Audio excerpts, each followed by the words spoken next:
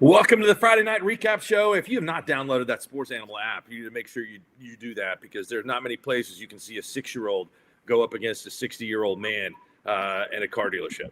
So that's some fantastic radio. We're got a fantastic show for you tonight here on the Recap Show. I've got multiple devices going on right now. Shaq, Adam, what's up? What's up, fellas? What's up, Mark? It's good. Got some great games going on, man. We do have some great games going on. Tonkawa, Pecola, that's on the Squirtle Network right now, and that's 10-6. Tonkawa is moving the football there. We got a great one going on in the Class 5A state championship game between Sand Springs and Choctaw. Choctaw leads at 14-12. Sand Springs just scored on a long touchdown pass. So, man, we got games all over the place, and we're going to be here watching them with you and having interviews with the participants in the championship games coming up. And more. Tonkawa gets into the end zone and scores a touchdown to go up on Pecola. 16-6 extra point pending. We're going to have Tony Tomlin and Ryan come on. The Cowboys win the state championship. 6th try is the charm. Get it done today, or the 7th try. Get it done today against Medford, 60-30. Noah Torres, man, wow. Yeah. He had a couple of runs today. He had one where he faked out the cameraman, the entire defense. Everything else. It was unbelievable. Yeah, no, he was incredible today. I mean, what did he average? 11 yards a carry or something like that? I mean, it was wild. He went for three. He went for 3 bills. I mean, this is pretty good. Yeah, I would say it was like 397 or something like that. I mean, I think it was almost 400. No, incredible. Good for Ryan. Hats off to them. That's awesome. I mean, I promise you, there's some happy Cowboys down in Ryan tonight. So good for them to finally put a gold ball in the trophy case. That's big. That's big time. Got a little bit of a surprise in 4A. Broken Bow is on top of Tuttle, 14-13 in the second quarter. There, we thought that might be a game in which there would be some points scored. Graydon Howell, an incredible quarterback. Lincoln Christian only up 14-7 on Heritage Hall, and we discussed how dominant they've been against Class 3A teams this year. So that's a close one. Right over here across the street from me, Sulphur on top of Perkins, 22-0 in a rematch in that Class 3A bracket. Some good ones in Class 2A Division II. Stroud has jumped on top of Adair, 14-8. The Warriors led it 8-7. Stroud has just got a touchdown. We got an update there on Squirtle from Captain Jack Sparrow. That's pretty cool. Davis and Bayan, the Wolverines, have put in the ball in the end zone for the first time. They lead the Wolves 7-zip. Bayan on top of that one. Class 2A Division I, Washington jumped out in front of OCS, but the Saints are coming back to make it a ball game, 20-8 in the second quarter there, and Jones leads Marlowe 20-14. So tonight we've got games that are look to be a little bit more competitive than what we had seen the last couple of weeks. Yeah, Pawhuska just got stopped on 4th and goal from the 1.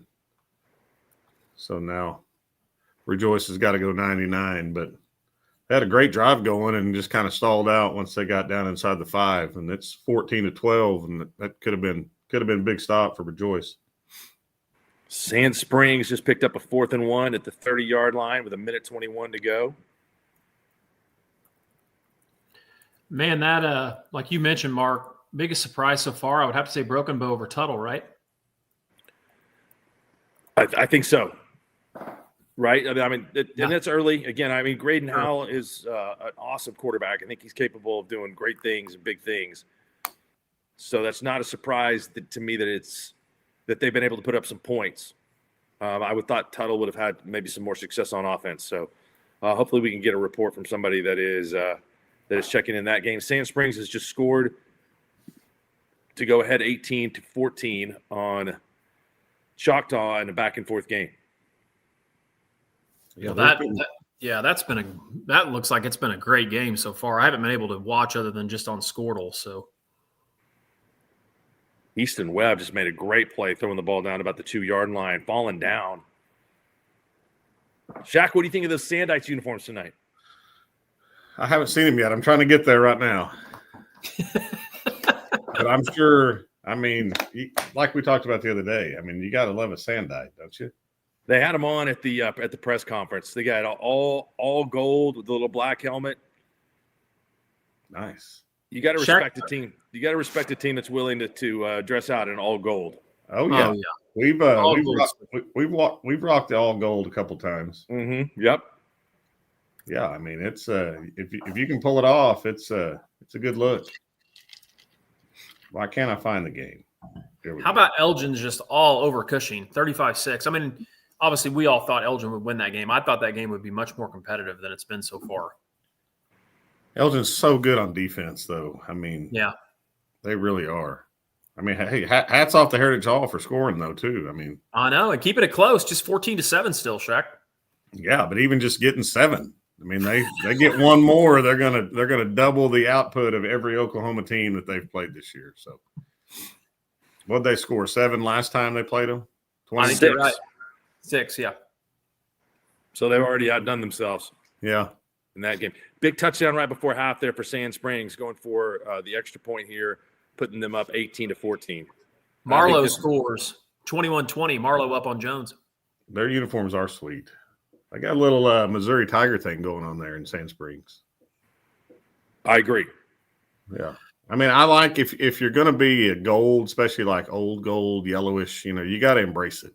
I mean, you got to go Oregon style and just don't try to hide it, Go all in on the gold. I don't know if you saw some of the pictures that were on social media tonight of the Kingfisher broadcast crew now in the basketball season at the Flamingo in Enid tonight. But yeah, they're going to have some heartburn. That might be all their problem. I hope it's not. It could be more than that. Oh man, I would not be scared of that, and I didn't know that they had nachos that looked like that, including the burger. So those nachos, they got their money's worth. That wasn't one of those deals where they put a bunch of chips on the plate and then a spoonful of cheese and a little bit of meat. The meat coverage on the chips was outstanding. I'm telling you, the Flamingo chili, and the Flamingo chili is really good.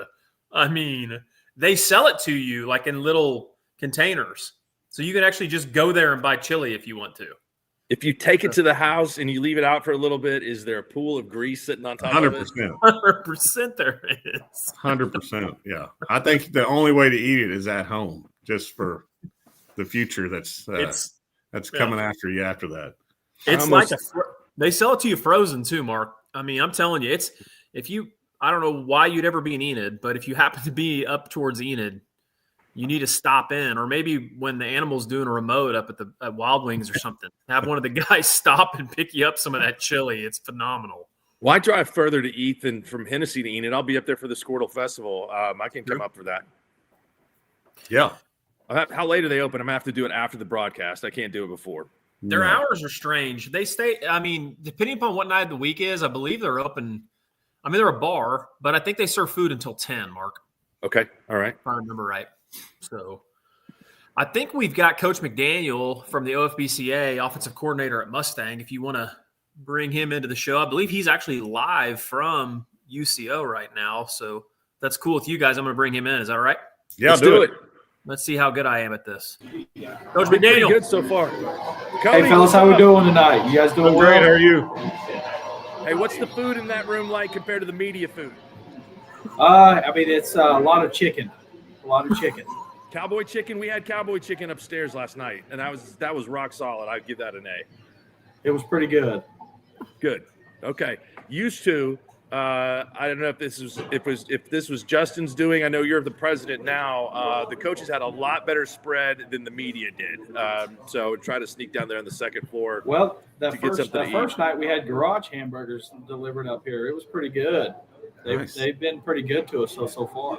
Okay, so I see that the nothing's changed up there. So,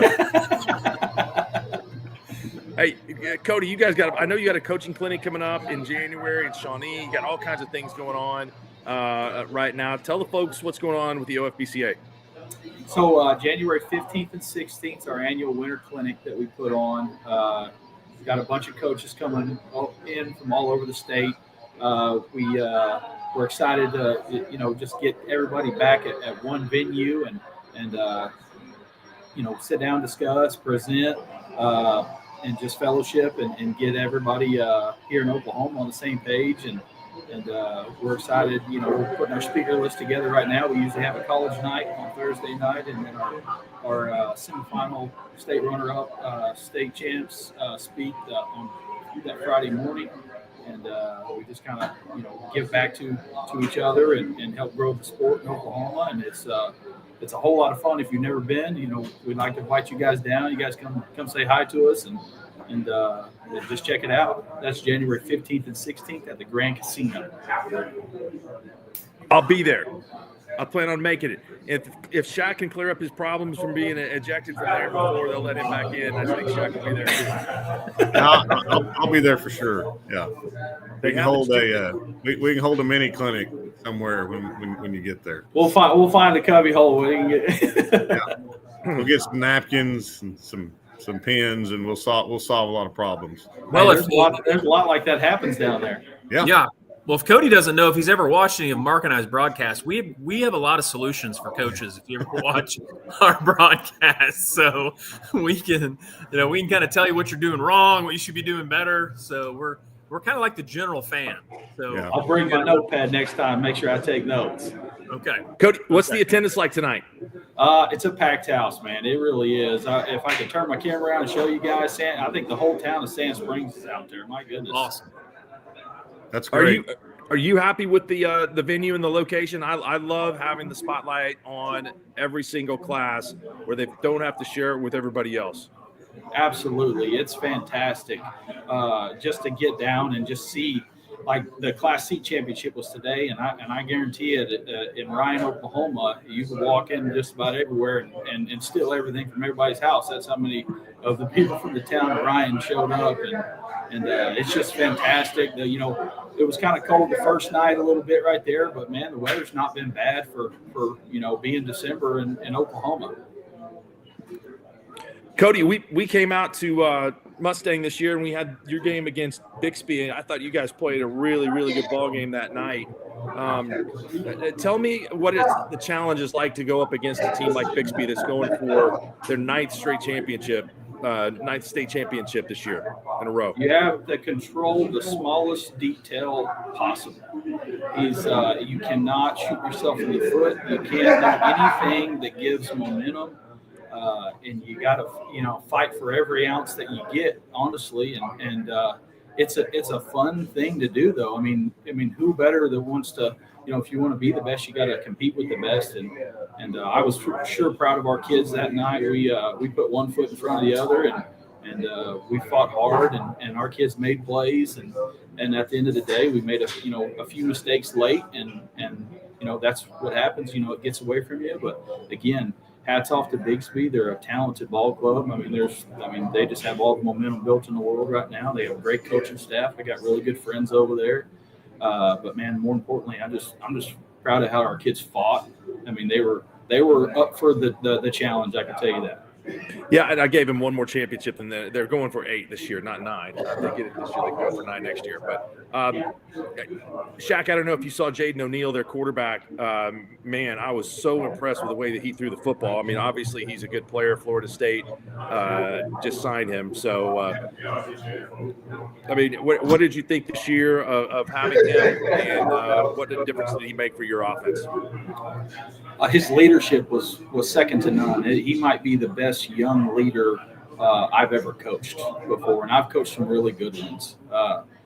The ability to play the next play and manage all of the emotions that happen around him was fun to watch. He, I don't think there's a throw he can't make. Personally, he's very talented in the arm talent, and honestly, his football IQ is out of this world. He came in March or February or wherever it was in there. I can't remember the date specifically, but hit the ground running with us, and he's a smart kid. But you want to talk about anything? I want to talk about his father. His father was a different type of quarterback dad. He loves his son more than anything, and he wants the best for his son. And he has a lot of credit of who Jaden is, just how he raised him. Yeah, I watched you guys this game. You guys Played really well. He got a lot more weapons than just him. I love your running back. I mean, you talk about a kid that runs the football hard. I would think every offensive coordinator's dream.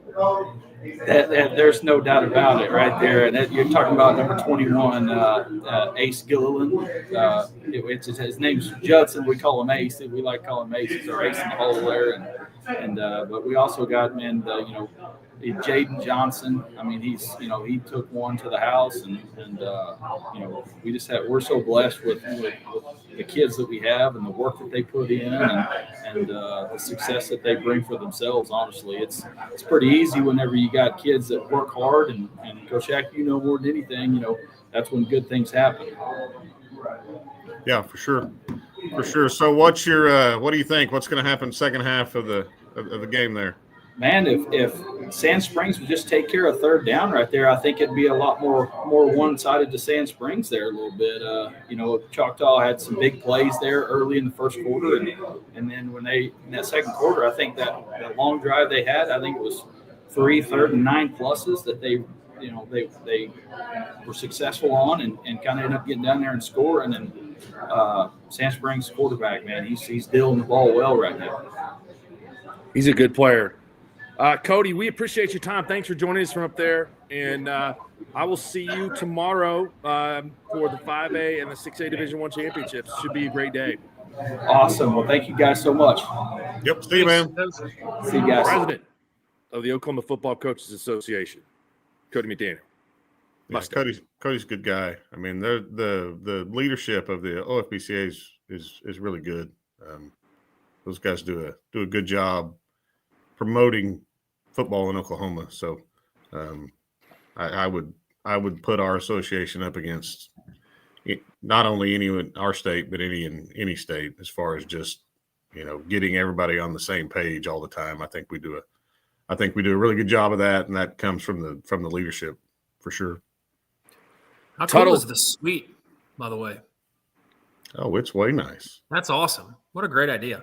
Yeah. Yeah, no, it's legit up there.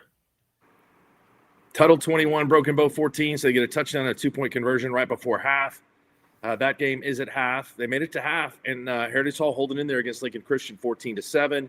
Sulphur on top of Perkins 22-0. Both of those 2A Division II games were really close. Let's see, computer. Come on, computer. Adair 16, Stroud 14, Vian 7, Davis 0, 20-8 at half. OCS trails Washington, and as you guys mentioned, 21-20 Marlowe over Jones. I think if the show is worth anything, we will definitely be able to talk Marlowe into going with the logo that Shaq likes, the student drawn outlaw. That should be on the helmets next year. We'll find somebody that can get it on the helmet. Yeah, we need to just do it, show it to them so that they can see what they're missing. Yeah. I mean, that logo is sweet. It's incredible. It's so good. And the story behind it is really good. We've got one of our junior high girls coaches. She teaches junior high English, I think. Anyway, she's a Marlowe outlaw. She's a big fan of the logo. Talks about it all the time. We got Mike Dunn with us. We've got Mike Dunn in the batters in queue, and then we have Coach Blankenship in the batter's box. So we'll be able to bounce over. So we want to let Mike in? Let's do it. All right. Here he is. Coach Dunn, what's up? How we doing, fellas? Good. What's up, Mike? How are you guys doing tonight? We're not near as good as you. Ever. Hey, is this a rebuilding year for you guys? That's what they said. I don't know. I mean, we I can answer that for you. No. Yeah. I mean, Coach Shaq, we don't say that. I mean, we felt good about the group we had coming in. So, what do you have on the agenda tonight besides talking to us before the championship game tomorrow? Well, we had a little basketball going on. I'm the athletic director at Carl Albert as well, so it never stops. I told them actually we had a freshman game last night against El Reno, and I worked that bad boy. And then tonight I helped get it started. And our head principal, Kristen Goggins, I mean, she's as good as they come. And she said, hey, I got the rest of it. You can go home and, you got some important stuff going on. So you get out of here. Yeah, that's great. I snuck away from our game. I'm sitting in my office out here. So there you go. I know the feeling. Hey, Coach Dunn, I got a question for you. All right. Everybody knows Carl Albert's really good. It's no secret. I want to know, so if you had to sit back and analyze why Carl Albert's been what they've been for, I don't know, 25 years, however long it's been, how important is it for you, for your kids, for your coaches, that I'm going to assume this is true, from the guy that's at the very top of the food chain at Carl Albert all the way down to the lowest person on the totem pole? How important is winning at Carl Albert? It's a big deal. People take it serious, and it's become, a big expectation from everybody. And when everybody involved has the same, mentality towards it, it makes it a little bit easier. I do tell people that around our place that consistent expectation allows our guys, I feel like our players, and for the longest time, our players, they just feel like that's what we're supposed to do. I told somebody last week, we might be playing against the Dallas Cowboys, and I think they'd still go out there thinking they had a shot. And, as a coach, that's about half the battle most of the time, is getting your guys to believe that they can do it. And our guys, they don't blink an eye. They feel like they can go out there and win. And I think it starts, like you said, with everybody in the program having the same expectation and standard for it. I tell you, the coolest thing about Carl Albert, and this was probably 10 years ago, maybe longer than that. We played a area basketball game or something over there. And it's the first time I'd ever been in the gym at Carl Albert. And I remember walking in and looking, there's banners everywhere in the gym at Carl Albert, like there is in a lot of gyms. The difference between Carl Albert's gym and most is you get to hang a banner for one reason at Carl Albert. You win a state championship. That's it. Right. Yeah. You don't win it, you don't get a banner. Right. Which I catch crap about it every once in a while, because we've got a couple sports that don't have one yet. And so I actually was the one, I was trying to, all inclusive. Let's make sure that we recognize everybody. And I said, hey, we've kind of run out of room there. Let's do a banner per sport. That way, like, if we have a sport that doesn't have a state championship, they can put district championships up there, and everybody at the school, including the sports that don't have a banner up there, we're all like, absolutely not. We're not doing it. We'll go get one, and then we'll go up there. So it's way cool. No, hey, one thing I think is great about the program is there are a lot of you guys around. At your press conference, Jay Corbin was there. You played football with, is coaching a state championship team tonight. Robert Jones is in your district, played with you. JD is a coach at Mount St. Mary's, doing a good job. And I think that there's a lot of the older coaches that you played for that kind of still hang around Carl Albert a little bit. And so that tradition, you can't get away from it. And I think that tradition and confidence is one of the, if not maybe the most important thing in high school football. The expectations of knowing that, hey, these people here had success and they expect that from me too. Yeah. That, and the consistency, you've had ever since Coach Rose, and I imagine Coach Pebb, Coach Ivy, those guys that came before him, I imagine they were very, very alike in those ways. But since Coach Rose, the tree has come from Coach Rose, with the two coaches that have followed. And then a lot of the assistants that have gone through there have been guys that had the ties to Carl Albert to begin with.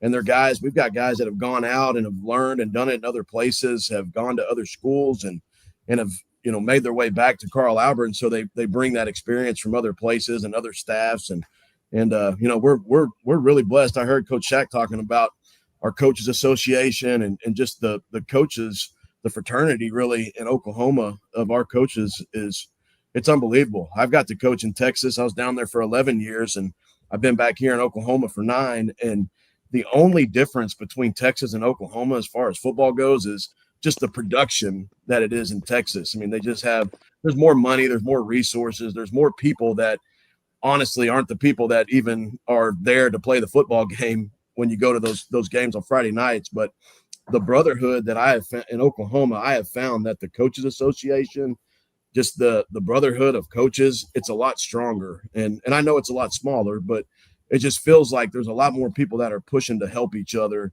And, there's healthy rivalries. There's a lot more of that than you see some of it the other way. That down in Texas, it was a lot different, a little more cutthroat as far as that goes. So I've really appreciated that being back here. Coach Dunn, go ahead, Adam.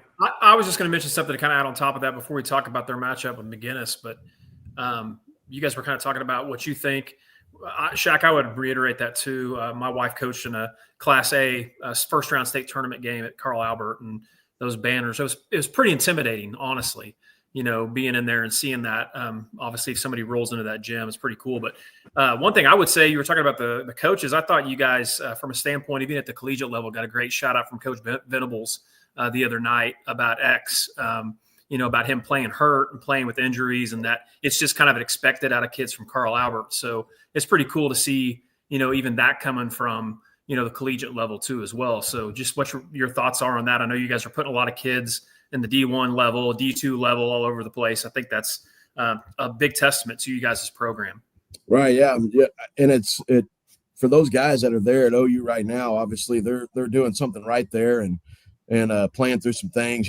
We have a true freshman there, Marcus James, and Marcus needed shoulder surgery to start before the season even started. And, I know Coach V talked to him and wanted to see him learn the defense. And he just said, hey, we'll get this done. I just want to see you go out there and do some stuff with the ones and the twos and play some football. And he actually played in the first two games and kind of showed. I think that's part of it as well, is even those young guys have gone in there and kind of showed that same demeanor that Xavier does. And it's way cool, even aside from being the head coach at Carl Albert, I'm an alumni guy and I love my school, and I love the things that our school has represented, especially the football program. And for Coach Venables to say that, it kind of hit me harder as an alum. And I think, I've had friends and ex-teammates and players that have texted me, and they're way proud of it too, And so that was one of the cooler things that I've got to see and be a part of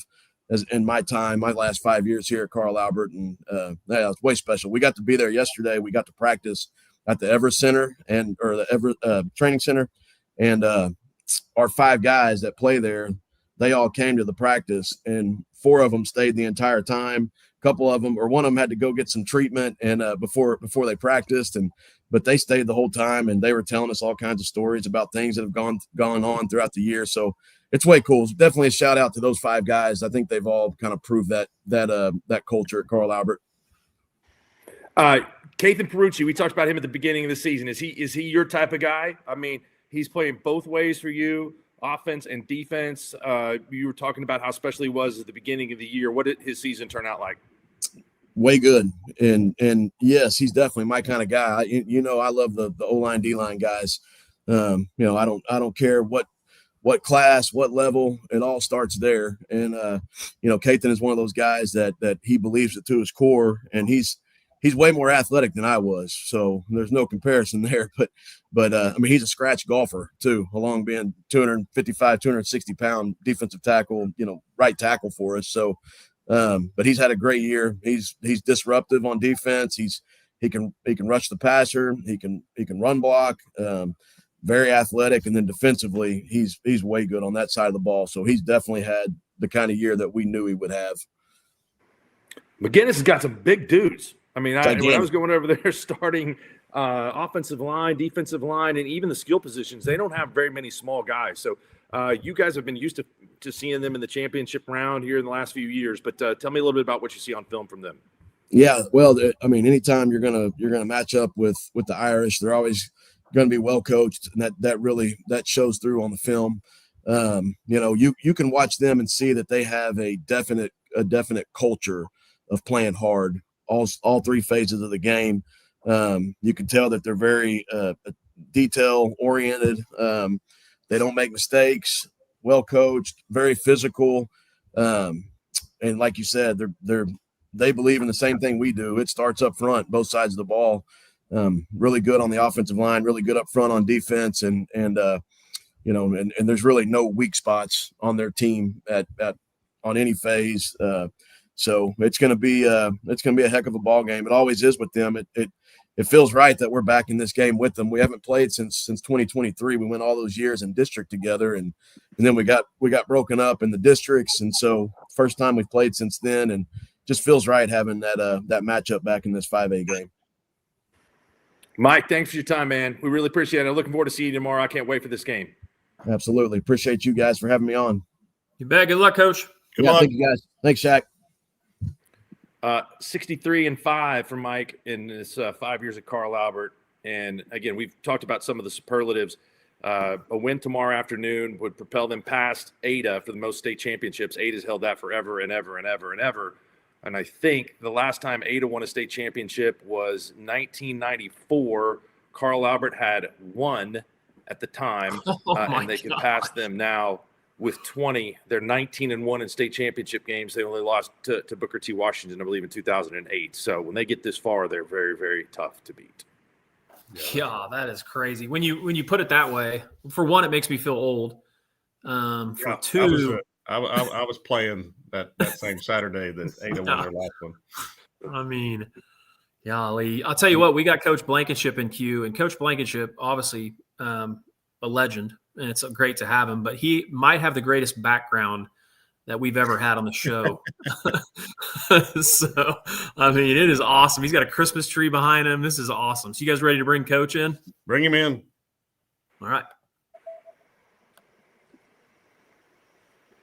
Hey, guys. Hey, Coach B. Merry Christmas. Hey, that's pretty good, isn't it? I got that tree right there. Yeah, that's awesome. That's big time. Hey, you can imagine I spent a lot of time decorating that too. I'm sure you did. Yeah.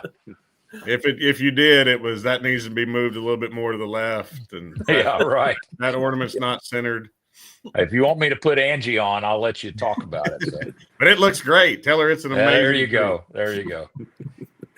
We're Scrooge-like everywhere else here, man. He's outdone us. Hey, congratulations on making it to the state championship game and coming back and coaching this team at Owasso.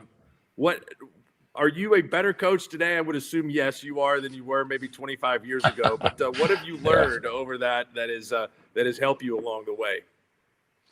Well, I tell a lot of young coaches that I kept a file called "How to Lose Football Games," and there's a whole lot of stuff that got put in that file, and I just try not to do those same things over and over again. And it's amazing if you'll just stop doing the things that cost you games, you can learn to win a few more. So that's part of it. Just bad experiences that help you move forward, and I'm still adding to it. I still having to add to it, but just not quite as much as we used to.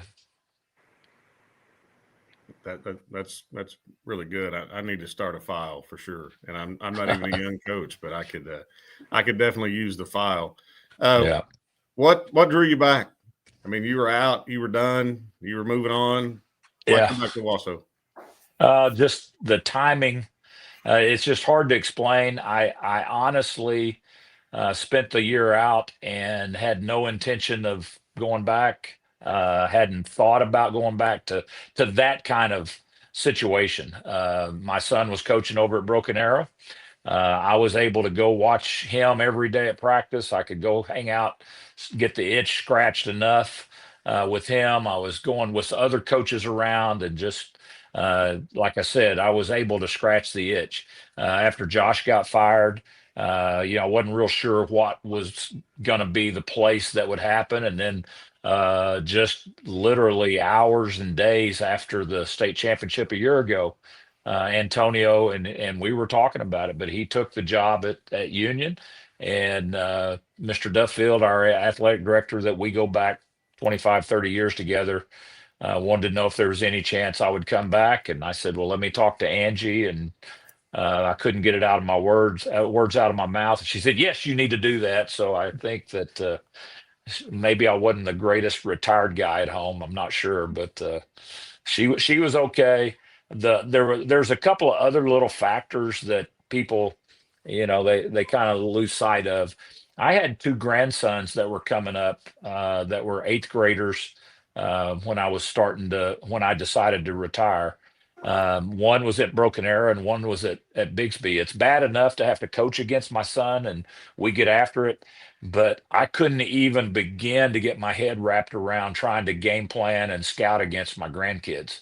And so that was just the timing. Everything was right. Let's go ahead and step away. And ironically, by coming back and having Josh coach with us, I'm now coaching his son, who's a sophomore on our team. So I'm actually getting to coach a grandson. So that I never dreamed that would happen. He's an O lineman, so that's a lot of fun. Not much pressure in it to have a young O lineman on our team, but it sure is fun to have. Yeah, that's really cool. That's really cool. I bet he loves Grandpa getting to coach him probably as much as you love it. Well, it's kind of fun because especially early on in spring, fall, and fall camp, and he would come in every morning and hey coach, how we doing, coach, and all that stuff. And then on the way out, when he's catching a ride with his son, he'd say, hey, bye, Papa. Now I'm like, okay, all right. He can kind of turn it off and turn it on too. So he's figured it out. Bill, there's so many good programs in the Tulsa area, and you guys just fight it out tooth and nail all the time. And inevitably, there are a lot of rematches, and rematches happen. And it's amazing how many times the team that won in the regular season does not win in the playoffs. And that goes back to your battles with Jinx, even 15 to 20 years ago. What's the recipe to try to make something different and reverse the outcome from the regular season? Well, and like you said, Mark, I mean, we experienced it over and over again for a lot of years with the Union Jinx thing. And we always played early in the season. We were in opposite districts. And it was a lot of years that we would see each other in the playoffs. And that's kind of what has happened in this Owasso Bigsby thing that has kind of created the last 3-4 years. I think this may be going to be our 8th time to play since 2022. So part of that evolution is just human nature.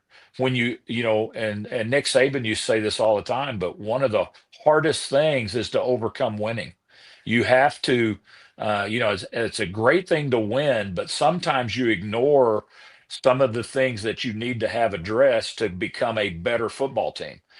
Whenever you lose, those are easy things to address. And so teams are just much more receptive.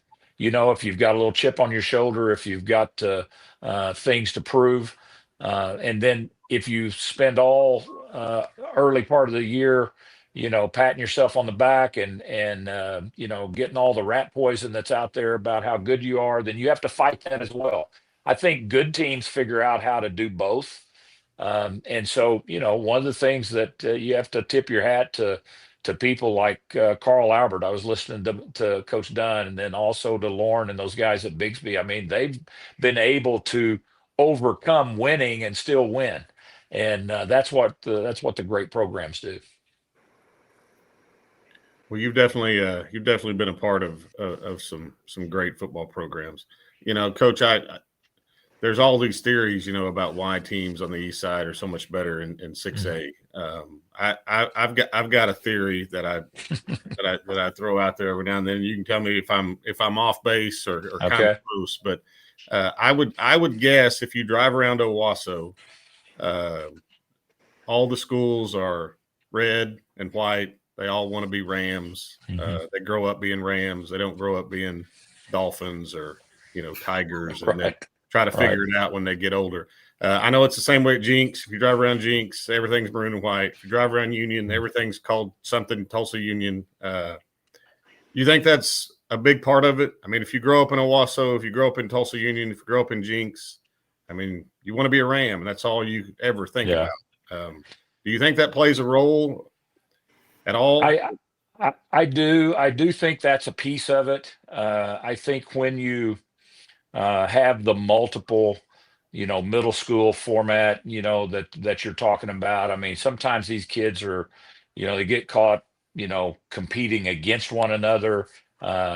Some of it at different levels. I think that what you hit on is a big piece of it over here. I think that the other part that's lost on some people is that the way we schedule at the junior high level in the 8th and 9th grade is we just play the other suburbs.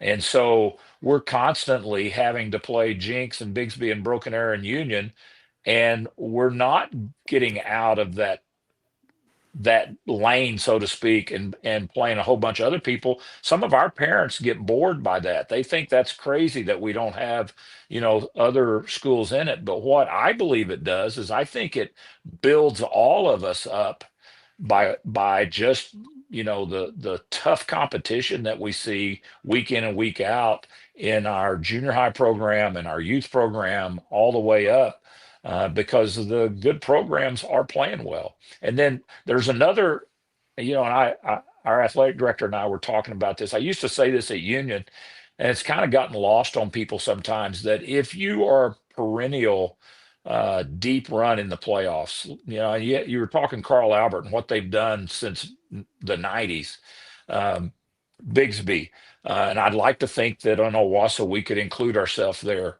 Our kids, as soon as the freshman season is over, we're going to bring our freshmen up and let them stay with us through the playoffs. I think most teams do that. But if you get to the finals, that's 4 more weeks of practice those kids had with you. And then if they get to do it again as sophomores, that's 4 more weeks. And if they get to do it as juniors, that is 12 weeks that they've had. They've had a whole nother season of practice than a team does that's not going but a week or so into the playoffs. And I think that's lost on people too. It's a little bit like Gundy used to talk about, if you ever miss a bowl game, it was really tough on those teams, because that was a month of practice that you got to do with your program at the college level before you ever got to spring practice. And so it's a big deal, I think, to have those deep runs just for the development piece of the rest of your program. No, I agree with you 100%.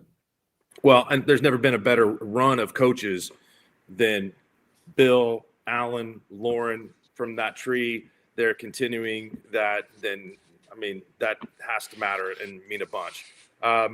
This is going to be an elite offensive showcase. That's what I'm expecting tomorrow. You got a great offensive mind. Lauren's got a great offensive mind. There's all kinds of weird formations. Can you give us any inside information of what the game plan is going to look like, or what we'll see tomorrow? Do you have a wrinkle that you want to? I don't think Lauren's in queue right now. Yeah, no, I'm just telling you, trying to defend those guys. People have tried to figure that out for a while. I think that Coach Schneider and his offensive staff for sure are way too bored, because they just come up with stuff that obviously it's just to make it tough on everybody else.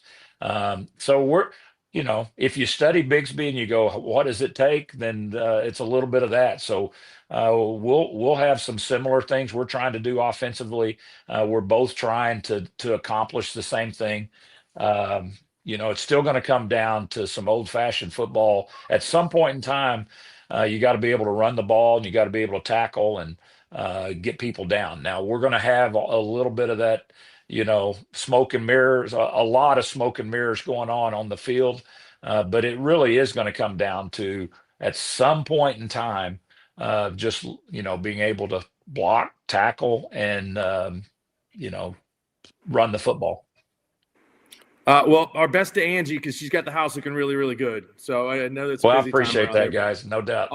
Always good to get to talk to you, Bill, and we wish you the best of luck tomorrow. All right, thanks, guys. Good talking with you. Good luck, Coach. Thanks, Coach. All right, bye-bye. There will be some points put on the scoreboard tomorrow night when I think in that game. So Pawhuska scored to go up 20-14, and then kicked it off to the kid that's going to OU, and now they're down 21-20. That is Zizi Oklafuizi, the only Oklahoma player that signed with OU. And it was kind of a late addition, but I think they made the right move. They need receivers. Yeah, I mean, he's only played football for 2 years? 3? And I think he's gotten bigger. So that should work out pretty well for OU. Yeah, they could use some wideouts over 6 foot for sure. Matt had a fantastic Facebook post this week adopting the underdog mentality. So, I mean, he will be taking a victory lap if somehow they can pull this one off. But I don't know. Maybe that's part of the game plan to kind of adopt that. And it's very successful for a lot of people. I think it worked incredibly well for Baker Mayfield. But I don't know that Pawhuska should have been considered that big of an underdog by anybody, right? I mean, Matt's teams are always really tough and well coached.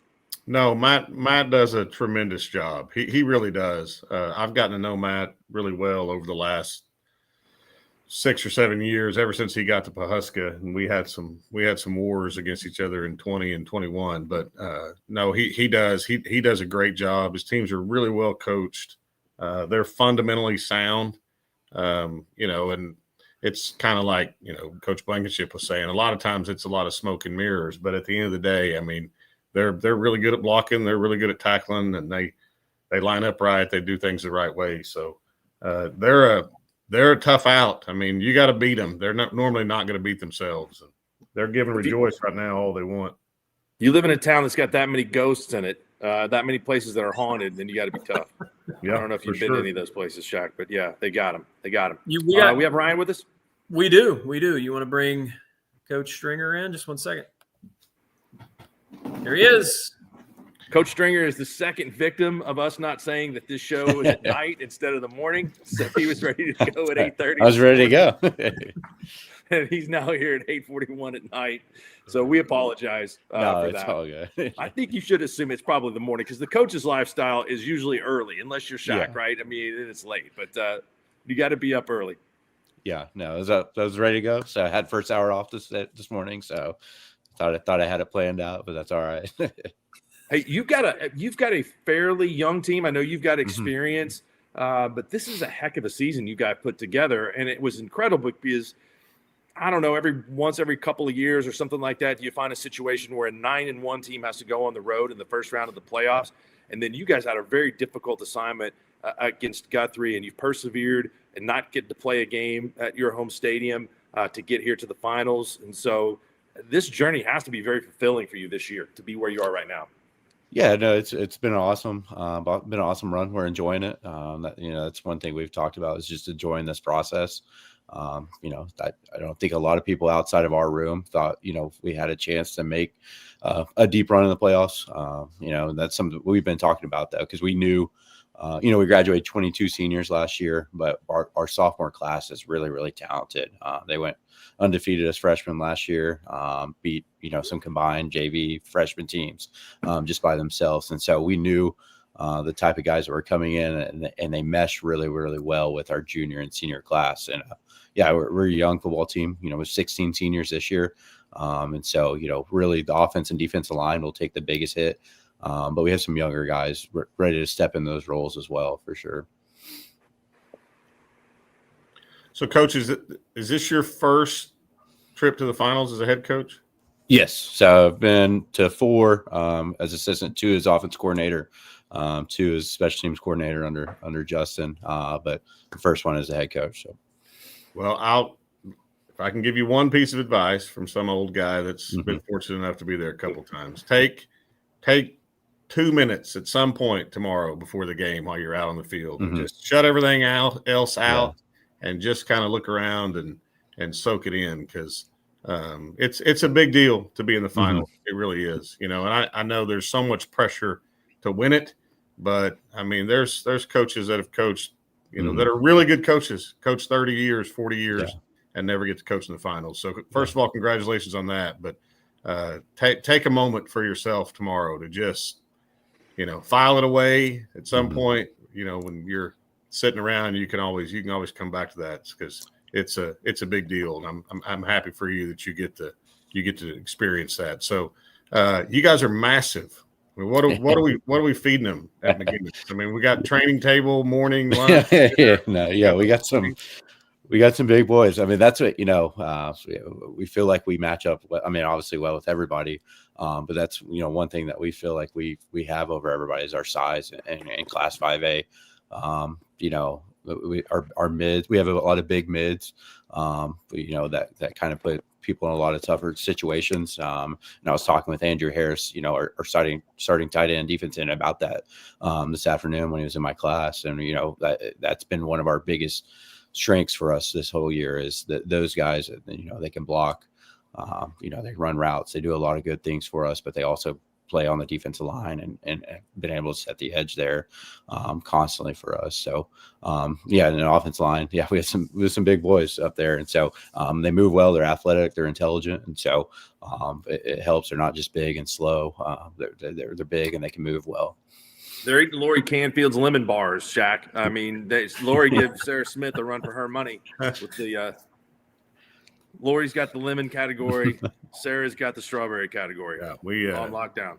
We need some more here in Cashin for sure. If that's what it is, I mean, wait, there's still one coming Adam and I's way from the night that you turned the lights out on us, and so I'm still looking for that. I mean, we drove to Crescent, Shaq, for you for 15 minutes. Yeah. I mean, hindsight being what it is, you guys should have packed it in after the lights went out. We had a sheet cake coming, and it just never made it to us. So what happened to it? I don't know. We had to leave. I mean, the power was went supposed out. to be coming to the press box, but all right, I'll track something down. Right. Tell us about Junior Harris, who's come in and done a great job for you at quarterback. He scored 8 touchdowns in the last 2 weeks. He looks like he can't be tackled. You could probably put 2 people in a phone booth with him. But what is he? Just have that special it? Is it like Reggie Bush? I mean, I can't wait to see it because I haven't seen it live yet. Yeah, no, he's a special talent. He started at corner for us, started a kick return, and then obviously with the injury with Gage, he kind of, stepped right into the quarterback position. And yeah, he's elusive. He's a competitor. And we just kind of let him go, we call the plays, don't try to overcoach him. He reminds me of, we had Luke Tarman about 5 years ago. It's just one of those guys, you just, you try to put him in the best situation, you let him do it and you don't overcoach him, because none of us on staff can move the way he can, besides maybe Moses Madu. He might be the only one that could do anything like that. But, what he can do, I could never do. And so, I just try to put him in the best situation, allow him to thrive. And, and the one thing that really helps him is the way he can throw the ball as well. I mean, our passing stats haven't been great, but he's got a live arm. I mean, where he can stretch the field vertically, and he's done that enough. Especially in that Guthrie game, he showed it a little bit, and that was able to keep him honest for sure. So, I've got to mention something just real quick. I know usually I'm the guy that brings the least amount of like football knowledge to this conversation, but I will say this: in my experience of being around people I know that played sports at Bishop McGuinness, those kids play with an edge. And a lot of times there's perception about private schools or whatever it may be, Catholic schools. But I will say this, like I've got some good friends, and one of my friends, Wes Sullivan, I believe his son plays for you. Yeah, Tanner. Yeah. Those guys have a little fire behind them, and I think it's pretty cool. It's almost, I'm not saying like people in the metro don't play football the right way, but they kind of play like they're like country kids kind of in a way. Like, what is it about that that's with Bishop being right smack dab in the middle of the metro, but it seems like they got a lot of kids that have a little bit of like kind of country grit to them. Yeah, no, they're tough. It is super surprising. When Justin brought me on, I grew up in Clinton, played under Coach Lee. And so, we always had the perception of private schools and even of McGuinness when we played them. And, but they were always tough and physical. And, but yeah, that was the one thing that, that I kind of fell in love with the program right off the bat was just, these kids are, if you came in the weight room and you looked at them or just you saw them in the hallways, you wouldn't be scared of them. But when they step on the football field, they get after it, and there's no fear, there's no back down, and they just love to play the game. They've grown up playing it, and they are tough. They're physical. They play lights out for each other, and so I think it's that sense of pride. A lot of them go to school together growing up, so where sometimes as a city you don't get that.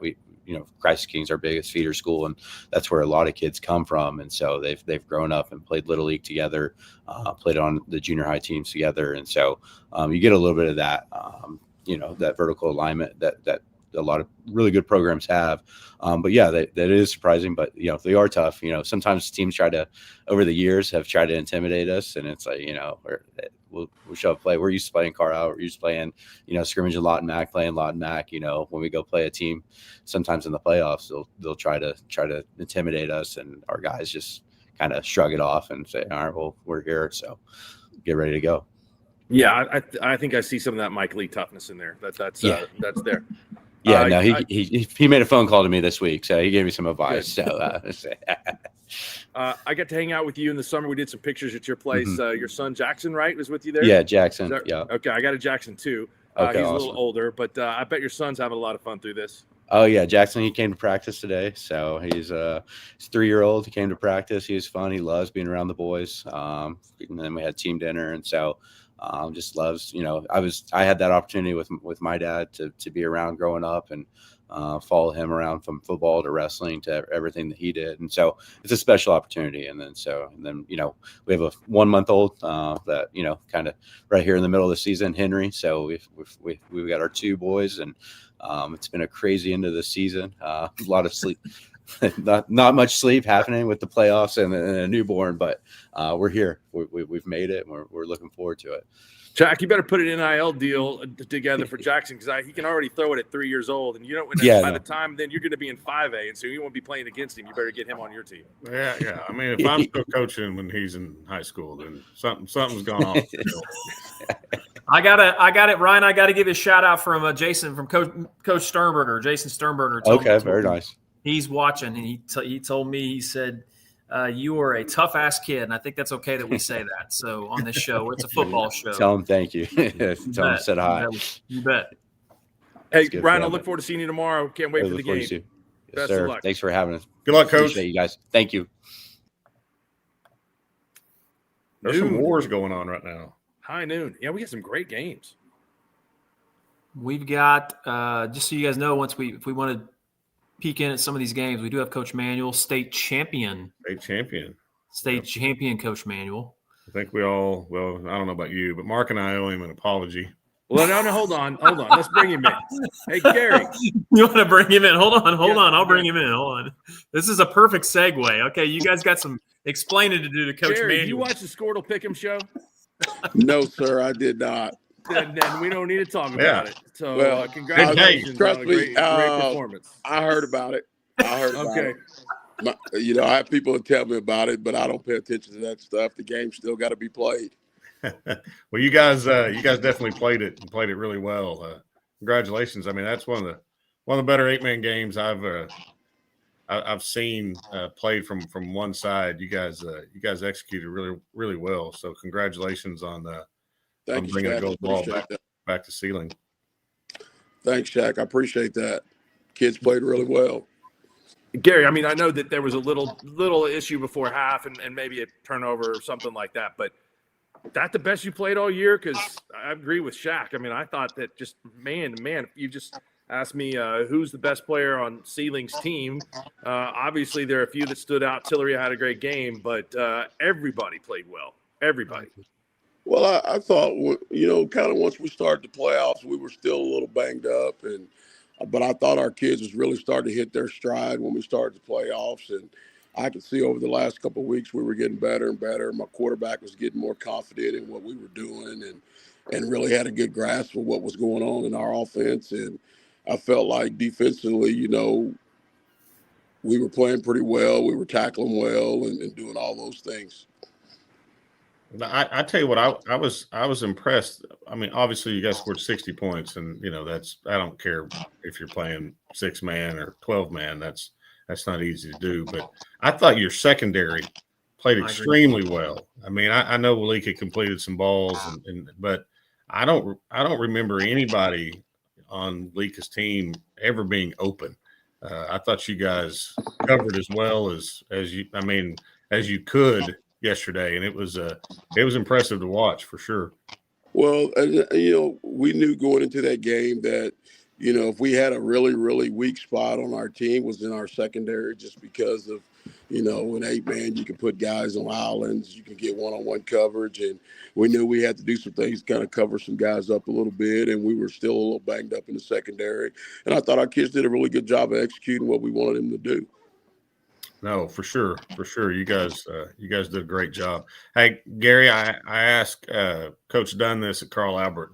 I think you guys are fall in line with this. We say it all the time around here that when we're not fortunate enough to get to play ceiling in basketball and things like that, but winning's a big deal in ceiling, isn't it? I mean, winning is a winning big every deal. day. Doesn't matter the sport. Doesn't matter if it's academic bowl. Doesn't matter if it's ACT scores. If it's football, winning's a big deal. So, just talk a little bit about that, if you would. I mean, what that mindset that rolls through the school and the community and town up there. Well, our kids, when I took over, we didn't always expect to win in football, and that was one of the things that I wanted to change the mentality for our kids, especially for our boys. I thought our girls has always had the mentality.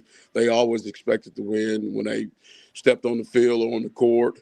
I didn't think our boys always had that mentality when I took over, and that was one of the things that we tried to instill in our kids. And we've had some great runs in boys basketball.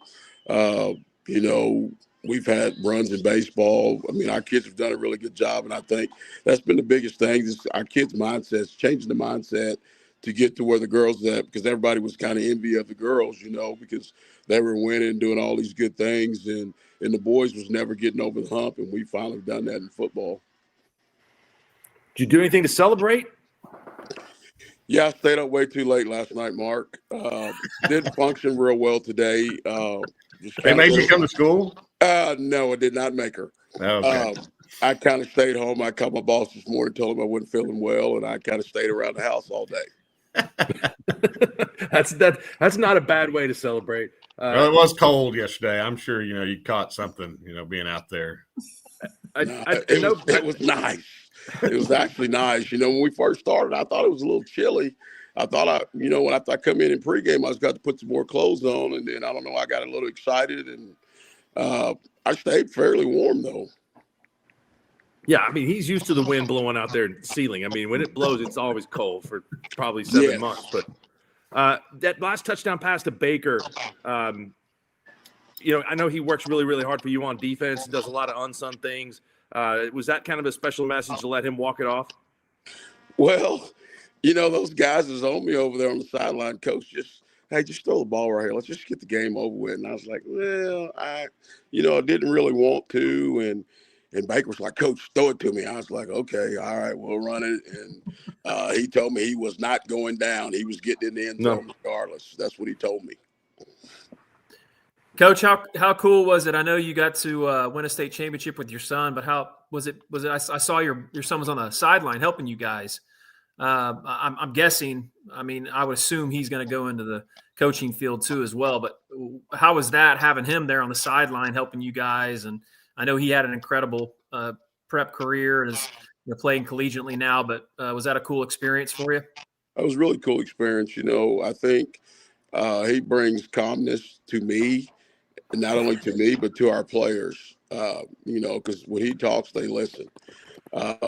But, man, yesterday was truly a special day because, the senior class, most of those kids, I've had them since they were third and fourth graders when I started third and fourth grade football here. So I've coached these kids since they were little, and yesterday was truly, truly special.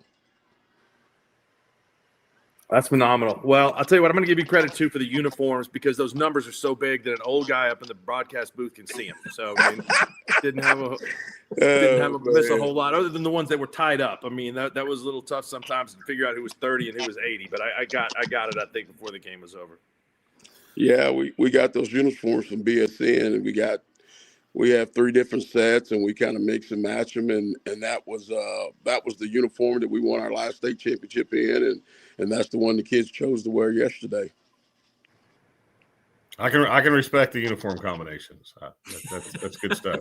Well, instead of apologizing to you, Shaq and I are going to take credit for motivating your team, and so we're going to also share in the state championship. But plus, you've never won one that I haven't called, so you're welcome. Well, that's a good thing. Well, thanks, Mark. It was a lot of fun, man. A lot of fun, and it was just really, I was going into that game. I just didn't know. I didn't know if we could stop them. I'll be real honest with you. You had me faked out on Tuesday. I talked to you on Tuesday, and I was not picking up a confident vibe from you. Not a 16-12 vibe, not at all.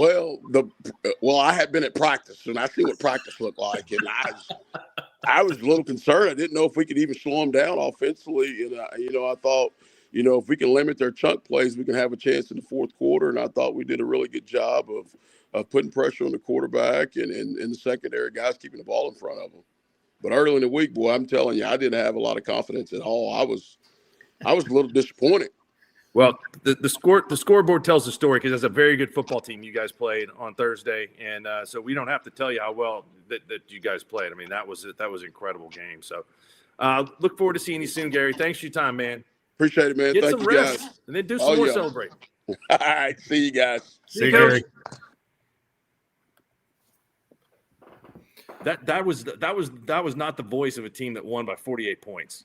No, Gary's got to relax, man. You won. Take a day and then get mad again because Tuesday's practice wasn't any good. Hey, just real quick, I didn't mention it while he was on, but man, shout out to obviously Ceiling. They do everything first class, but their live streaming platform, they just joined us here recently this year, and honestly, they were already doing a great job before they utilized our services, but we're really thankful to have them in our network. Eric over there, Mr. Barnett, the superintendent's there at Ceiling too as well. Fantastic. Student-led, kids are running production. I know I was at the game, did a cool shot of one of their camera people during the game. Yeah. That was pretty cool. We're going to talk to Dewar here in a second. They're another Squirtle Network school. They are very committed to their live streaming. They show up to everything. The people that broadcast the events do a fantastic job.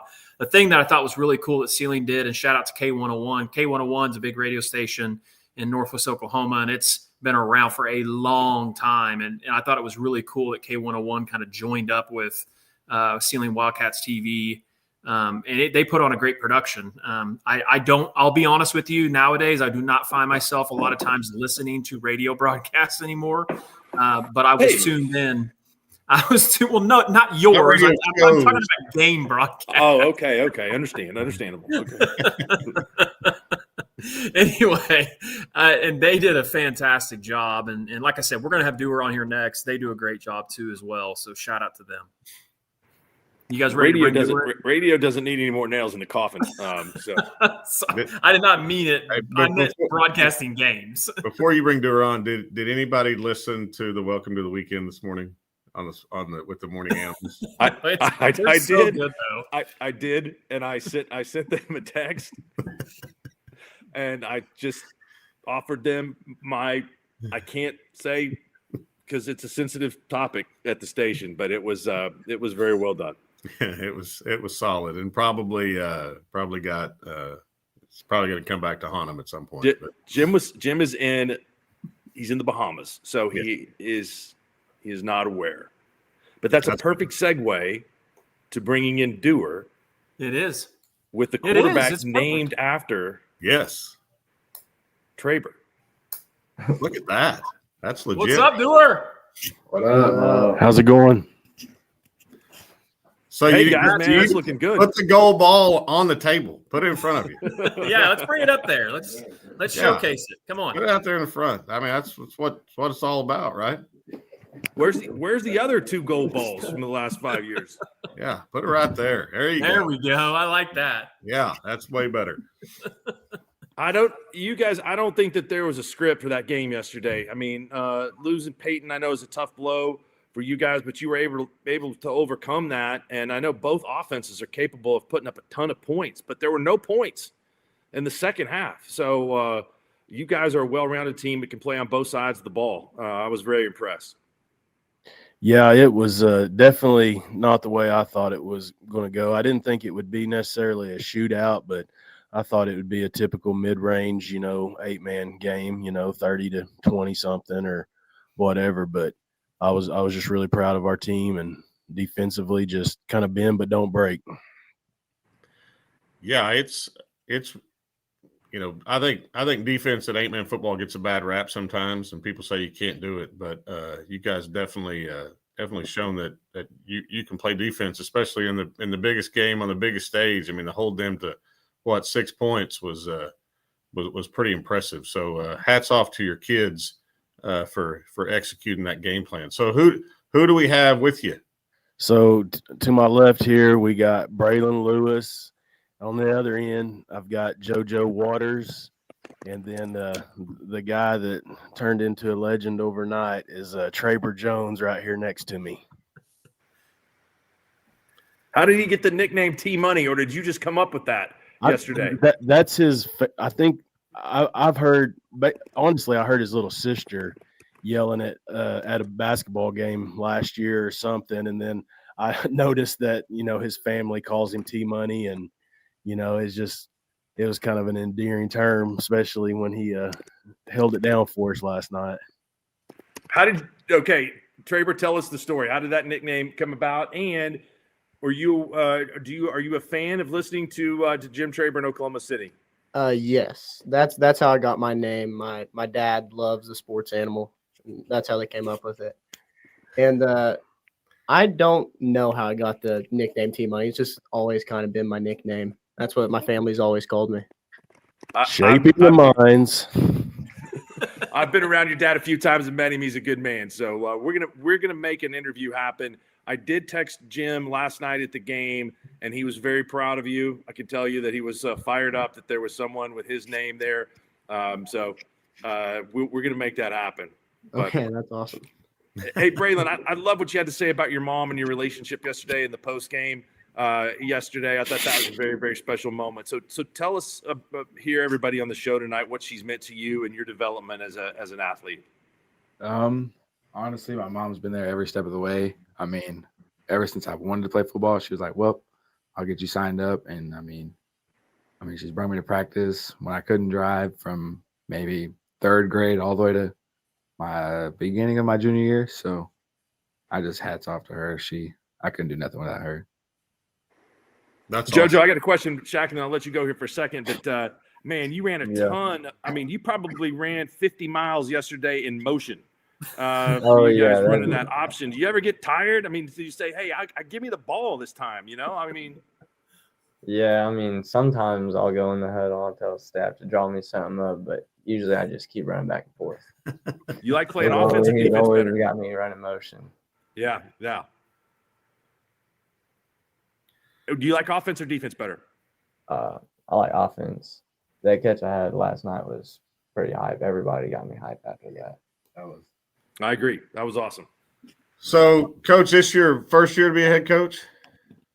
Yes, sir. I've been a head baseball coach for a lot of years, but this was my first year being a head football coach. Well, just look at the bar you set. You can't ever not win it now, right? I was telling them last night I was just going to resign and just say Yeah. I've won every one I've ever coached in. Yeah, hit the high note and walk away, right? That's showmanship is what they call that, I think. He had, when he was a baseball coach, he had plenty of time to think about being a football coach and winning a state championship with all that idle time out there. But yeah.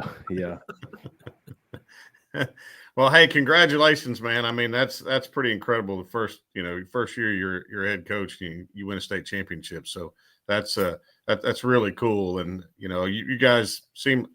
I've watched Dewar from afar for a while. We used to play him way back in the day, probably before any of those kids that are sitting up there were even born. But we had some wars with Dewar back in the old 8-man days. But I've always been impressed with how you guys run your program there, and it looks like you're just keeping the train on the tracks. And yes, sir. I'd venture to say if you decide that this isn't your last year to do it, then you'll probably have a chance to put a few more of those golf footballs in front of you. Yeah, it's just a testament to our program and our coaching staff and our players. I have the title, but it's about our whole program and just everybody having those expectations. I do have a Cashin story that I remember that when everybody's talking is I remember. Love this. I was coaching at Wetumpka one time, and you guys rolled in, and I remember that on film I had saw where you guys were typically pretty nice to lesser opponents, and so I was kind of like, yeah, he's gonna get up on us, and then we're going to be able to just kind of play through the football game. Well, you guys roll in there, and unfortunately, you guys had a JV game the night before, and so none of your JV guys were suited up. So we just got all your varsity guys for about as long as we could handle them, and it wasn't very fun. Well, full disclosure, that had been discussed before that game. We'd actually played 2 JV games that week because somebody, I can't remember who it was trying to start football, so we played them on a Thursday night. But no, I mean we didn't really have an opportunity to pull off very much, but it was definitely a less than ideal way to probably go about doing that. But yes, sir. What was the restaurant across the field, across the street from the field in Wetumpka, right across Highway 9? There's like an Alley's or Ollie's or something like that. I can't remember. I called a game there in like 1996. It was a playoff game between Tonkawa and Wetumpka. That was an 11-man game. Yeah, that's they've got a great little stadium right there right on the highway. But how's Peyton doing? He was supposed to be getting, some imaging tonight, maybe, I think, and maybe an appointment Monday or something, but he's supposed to be finding out something here pretty soon. We're just praying for the best for him. Yeah, give he and Josh the best from all of us, for sure. I mean, that was definitely tough to see. How have you guys celebrated? Sleep, I think, is how I did. I was asleep mainly all day today. Probably from 9. I took probably about 3 naps all day long. They didn't make you guys go to school, did they? Yeah. Oh no, there was no way I was going to school. Okay. Even if we had school, I wasn't going. I would have took an absence. That's awesome. Well, good for. I guess it helps if the superintendent's one of your assistant coaches. You can probably make some easy decisions about school getting canceled. Oh yeah. We were pushing our luck on Wednesday at practice. I told him he better go and check the roads about 4:30 so we could see about being in school Thursday. We ended up with a delayed start, but we was giving him a hard time about it. That's good stuff. Well, guys, congratulations. I mean, winning state titles never easy, so soak it in as much as you can and really enjoy it. Happy for you guys. Thank you. Thank you, guys. Really appreciate it. Thanks, fellas. Appreciate you guys. See you, Matt. See you. I mean, that was a crazy game, man. No points in the second half. I mean, no. Yeah, I don't know how. I mean, in an 8-man game, that's hard to do. You guys want to two really good teams. You guys want to check some scores, and then we're going to bring the state champion head coach of the Ryan Cowboys in right after that. So you guys want to do that? Like Shaq mentioned, there are some great games going on right now. The Pawhuska Rejoice game is insane. It's insane. It's 35-34. They just neither one of them can stop the other one. Wow. Pawhuska Pecola 17-12. Tonkawa Pecola 17-12. 9:32 to go in the fourth. And Tonkawa's got it on their own 20. Tuttle by 7 over Broken Bow, 35-28. Looks like Elgin has kind of put away Cushing there, 42-6 in the third. What do we got in? I know Stroud and Adair are in a good one. Right up, 28 all in the fourth. Vian beats Davis 21-0. That game's over. We'll have an East Side final there with Vian earning some revenge against Davis, who beat them last year in the championship game. Washington on top of OCS 34-20 and Jones 42, Marlowe 21. And 3A scores real quick. Sulphur 35, Perkins 8, Lincoln Christian 21, Heritage Hall 7. You guys want to bring in absolute shootout in A2 right now. Fairland 38, Tallahena 34. We talked about those two quarterbacks in that game. Looks like both of them are having some success. That one's in the third quarter. It looks like Homony's going to advance over Allen, so Hominy could be a rematch there between Hominy and Fairland. Looks like it. Do you guys want to bring in Coach Tomberlin from Ryan? Let's do it. Yeah. All right. Let me see if I can. I've been flawless on my my insertions. I think is what you call that. I don't know what those are called.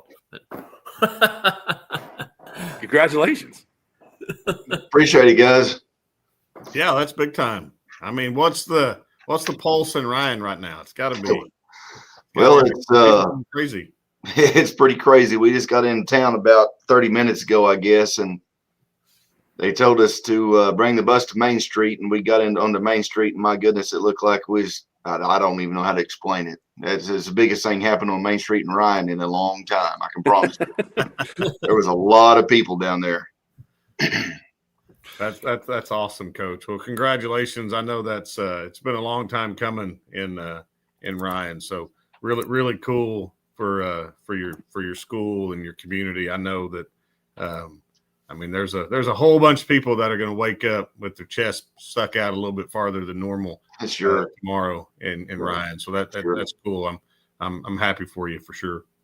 Yeah, that's we don't need to tell you this, but that when you haven't won one ever, and to bring the first one, there's never one going to be like that, no matter how many come after it. And so, I hope you guys get to celebrate and live it up. But man, your quarterback, holy cow! I was working a little bit today, but I did catch some of the broadcast and watch what Noah Torres was doing and some of the moves he made and the speed that he has.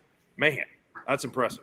Yeah, he's pretty special. It's while you guys were talking, I just got the updated stats from our stat guy, and he had 38 rushes for 391.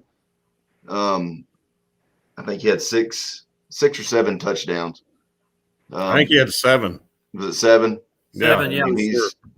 He's pretty special, and his type of kid. He's a hard worker, always in the weight room, always doing things. He's a good team leader. And, just so proud of him, and I can't say enough about him, and he's one of those type of kids. I told, I don't know, 2 or 3 guys after the game today, they were asking me about him, and it's 4th and 8 there in the 4th quarter, and we called timeout and trying to figure out what I needed to do. And he just looked, he said, "Put the ball in my hands, coach." He said, "I'll go get the first down." And, he kind of countered to the right and went left and scored a touchdown. I said, "Well, I guess that's how you do it." It makes a pretty easy call right there. Oh, that was an unbelievable play. I mean, that really was. He faked out the entire defense. I mean, that was, yeah. I would trust him. I would trust him. I feel pretty good about that. Yep.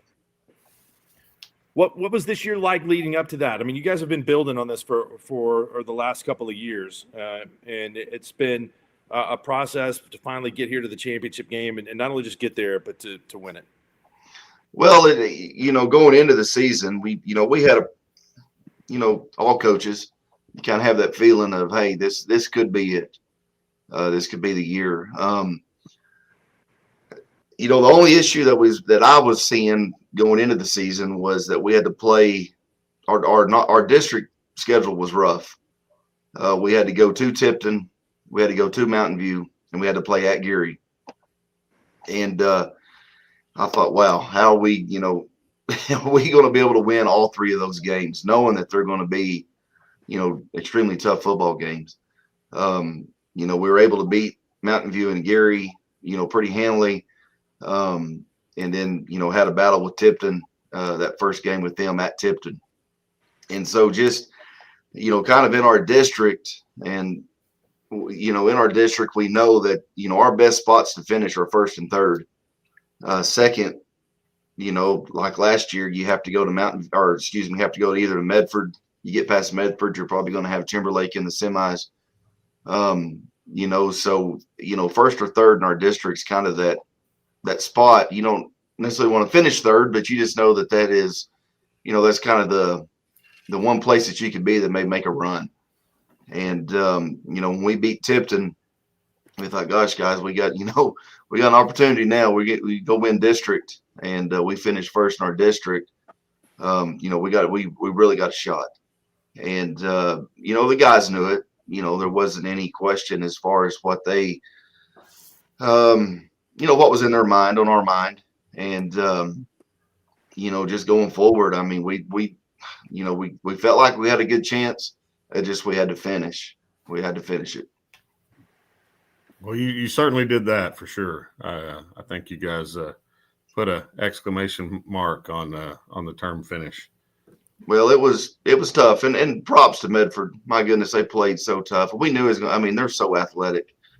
Their quarterback is extremely, extremely talented, and he's just a sophomore. You know, we played them last year in the quarters up at Medford, and they were extremely young. Lost some linemen, but all their skill kids were coming back, and so you know we knew it was going to be a dogfight. I mean, it was just we just knew that's what it was going to be like. Coach, I've got to give I know you know this about your community, but I got to give your community a big time shout out. We, we're blessed to be able to do a lot of shows and be able to cover schools all across Oklahoma. And obviously, we can't be everywhere all the time, and we obviously try to do as much as we can to support as many schools across Oklahoma. But man, the feedback we've gotten from and positive feedback from your community and your kids, us just talking about them on our shows. Obviously, we had Chris Elrick, a former Ryan Cowboy, Sure. who's been on a handful of our shows. And so I think he got the community a little energized. But yeah, he did. I was telling our guys, we have a lot of people that help us on our shows, and a couple of the Pick'em shows we did a couple of weeks ago is probably some of the best engagement we've ever had was from the Ryan community. It was uber positive. And so that's awesome. Kudos to your town. And obviously you can tell they're really fired up about what you guys have going on. Yeah. And they really are. I mean, the community is, guys, I've been here 18 years this is my 19th year at Ryan. I was assistant coach under Stan Muggenberg for several years and took over 8 years ago as head coach. I thought Ryan would be a place that I would go to for a couple of years and then, move on to somewhere bigger, better, whatever. I've never had a reason to leave. This community is just so awesome. The parent support with our kids in school, with our athletes, it's just I can't describe it. I mean, it's just something that's kind of unique with this place, and it's so close knit. It's a pretty cool place. I mean, be honest with you, it is. And they show up to anything we do. It don't matter if we're having a trophy auction for FFA or if we're having, whatever it may be. We're going to have a lot of people show up. They really support these kids around here. Can we get some good catfish down there? Sure. You can go to Bill's. You can go to Bill's at there west of Waurika or just south of here at Doug's Peach Orchard in Terrell. They've got some really good catfish down there, but their steak fingers are something that you need to try. Steak fingers, I love them. Yes. Chicken fried steak that's easy to eat. Bill's Fish House also has the hush puppies that are tubular hush puppies. Shaq, you know what I'm talking about? Oh, yeah. Okay. All right. Those are really good. I haven't seen that on a Squirtle food blog yet, but those are If really you guys have never been to Doug's Peach Orchard in Terrell, you need to go. You need to venture that way at some point. I definitely just everything about that sounds incredible. That's on my list right there. Mark, got the best tartar sauce you will ever eat in your life. I can promise you. Mark, we may have to make a trip to Ryan next year. What's your best home game next year? Best home game? Yeah, you got Tipton at home next year? We don't know yet. We haven't started any. We won't know anything until January as far as our districts. And Coach, I think you'll be lucky. Try February, probably. Try February if we're lucky. Yeah, they're saying January. It may be February. They're looking at maybe trying to send us east. But I do know that we'll either be playing either Velma here, possibly non-district, Central, and Surreal. So we'll have one of those three here probably for non-district. Hey, I just pulled up this Peach Orchard place, and I'm telling you what, I mean, that looks unbelievably good. Yeah, it's a nice place. Yeah, it's pretty good. Yeah. Somebody let him sneak a Coors Light into one of these pictures, so I don't know about that. Well, it's an old bar. And they've still got the old bar inside of it that you can sit at. It's pretty neat.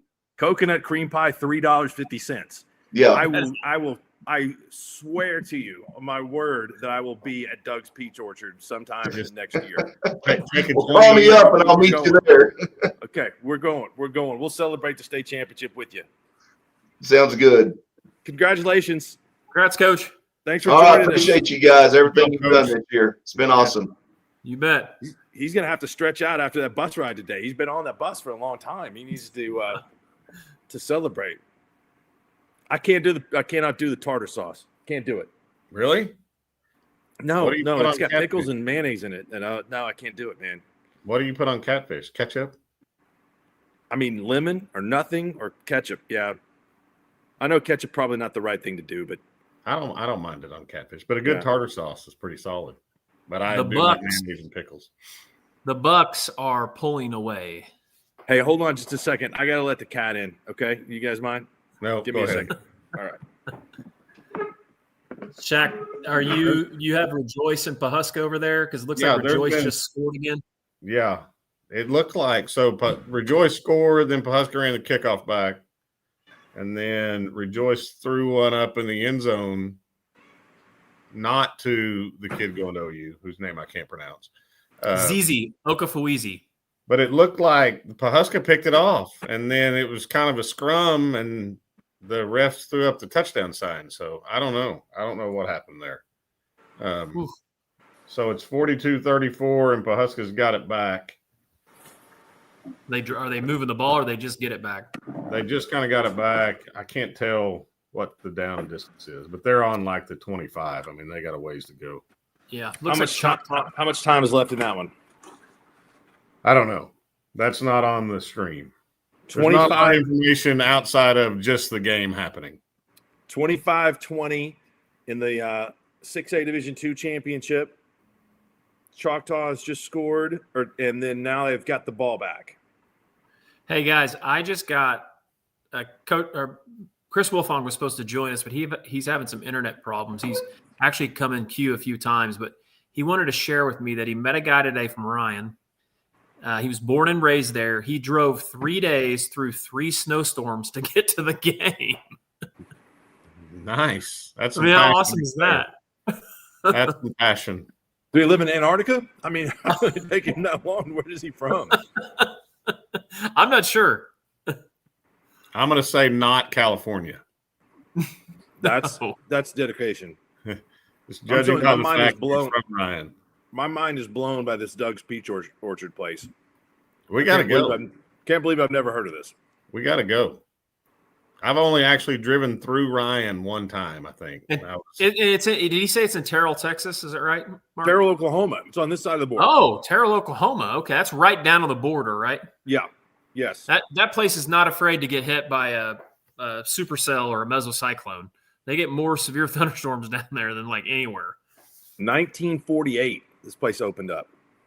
Unreal. I bet it's legit. It says travelok.com, known for their, quote, world famous tartar sauce, end quote. I mean, if it's $3.50 for coconut cream pie, you could just take a 20 in and just see what happens. Just 8 lay air it on the bar. scores. 8 air scores, 34-28. 8 air. Over What a Stroud. game. Over Stroud, yep. Shout out Tonkawa on their sweet scoreboard graphic. That's pretty sweet. Is the Tallahena game on NFHS? Does anybody know? It should be, right? I don't know. That's a good question. Looks like Tonkawa is about to score again. Tonkawa's really opened it up here. I'm telling you, boys, the Bucks they're good. For real, I would agree. I'm probably going to pick them to win it.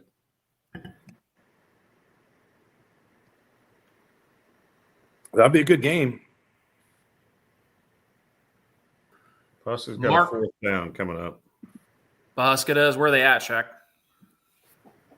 30, their own 38. There must not be a lot of time because Heno just called a timeout.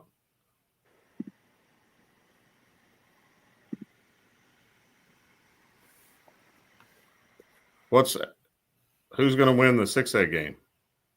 Looks like Choctaw St. just got the ball back, down 5. Oh, really? Wonder how much time's left in that. Hold on, I can tell you. I've got it. While you're pulling it up, I just need to shout out. Too many devices open. I think I may have closed my window on an NFHS to check out the Doug's Peach Orchard. That's worth it. Hold on. No, I got it.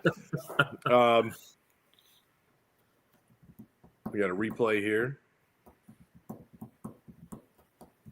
25-20. Yellow Jackets ball, 1st and 10 on their own 22, 4:19 to go. Oh, plenty of time. According to Squirtle, there's a minute left in the Husky game. I'm late too. I've got a little delay on the from where the game is because I've got a couple buddies of mine there texting me. Oh no! What happened? Fosca went for it on 4th and 1, and he broke it and was about to go down the sideline, fumbled. Rejoice recovered. Wow.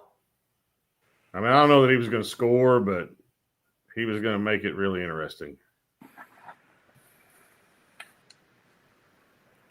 Man. Choctaw, man, they've had a million lives in some of these games. They've had some amazing comebacks. Mark, look at those fries. I saw those, dude. I mean, those are yes. They look like Joe's fries. Yeah, I may need a road trip over Christmas break. Hey, what I was going to say a minute ago, shout out Bobby Schote and his media class, Tonkawa Buccaneers, their student media class. This broadcast is fantastic. They got the little Buccaneer TV logo up in the right-hand corner. Big time stuff coming from a student-led broadcast, in my opinion. Yeah, no, that's awesome. Tonkawa had the car and fully engaged, going up and down the sidelines there in Catoosa. Hey, did you guys see what Tonkawa does before their players run out? The native deal? Yeah, I did see that. That's cool. How awesome is that? Yeah, way cool. That is a friend of mine's son. No, really? Yeah. I thought that was great. Love the Tonkawa tribe. Russell Martin, the chief of the Tonkawa tribe there. They do a lot of great things for the community. And so that was fantastic. Looks like Tonkawa on 4th and 7 doesn't look like they're going to get it. Oh, they called him down. I don't know about that. Sand Springs has scored, so they are up 11 with the extra point coming up. How did they score? Didn't Choctaw just have the ball? Well, I just saw Choctaw throw an incomplete pass on 3rd and 21. Gotcha. They forced a punt, and then Choctaw scored a touchdown the first play after the punt. Stroud scores again, 34 all. Wow. I watched a little bit of the Stroud game earlier. The Squirtle god, Corey Rodgers, just messaged me that. I like it. 2:22 left in that one. Mark, your cat is out of control tonight. Cat cannot decide if it wants to be in or out. I don't know what's going on with the cat. Now it wants back out.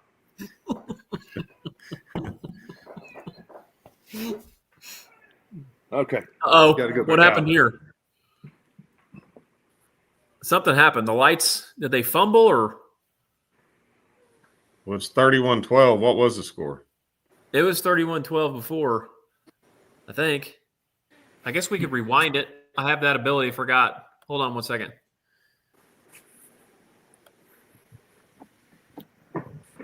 Okay.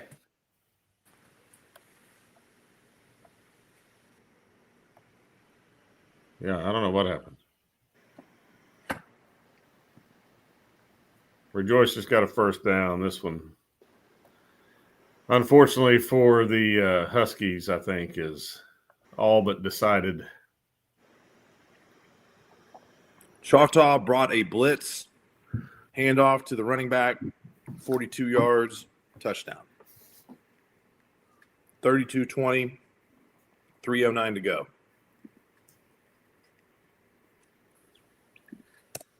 Okay, so here's the replay. I started this thing over, so. Oh, I bet did they fumble? Yeah, they fumbled.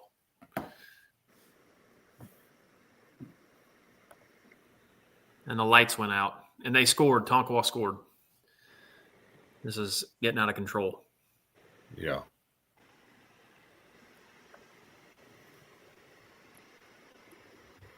I'm trying to find the Stroud game. A lot of commercials. Oh, that's good. 34-34. Stroud's about to kick off. Okay, let me see if I can pull up the Fairland game on NFHS. BT said he couldn't find it on NFHS.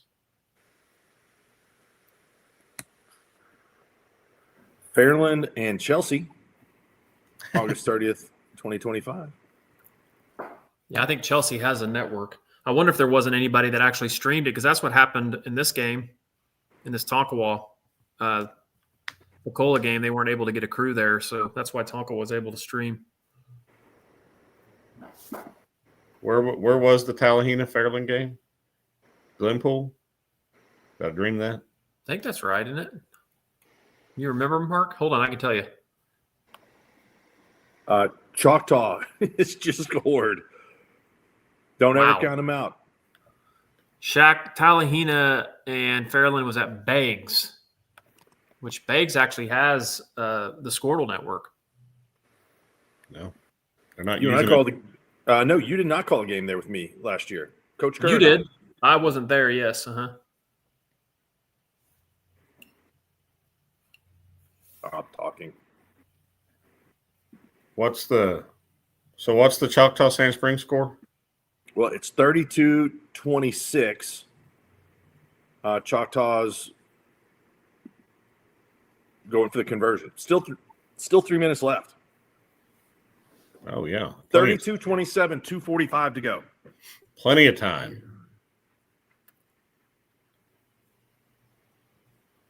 Adair's got a third down. How much time's there, Shaq? 1:38 is what it says on the bottom. I don't know if I'm behind or not. So big third down here. Have to punt it away.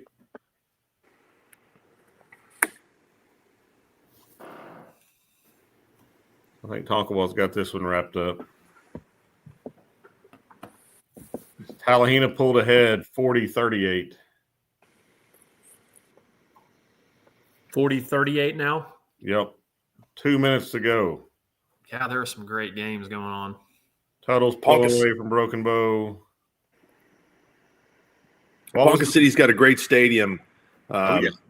Solon Stadium there. Boys, I blistered the track for a 56-second quarter to win the county 400 meters my freshman year.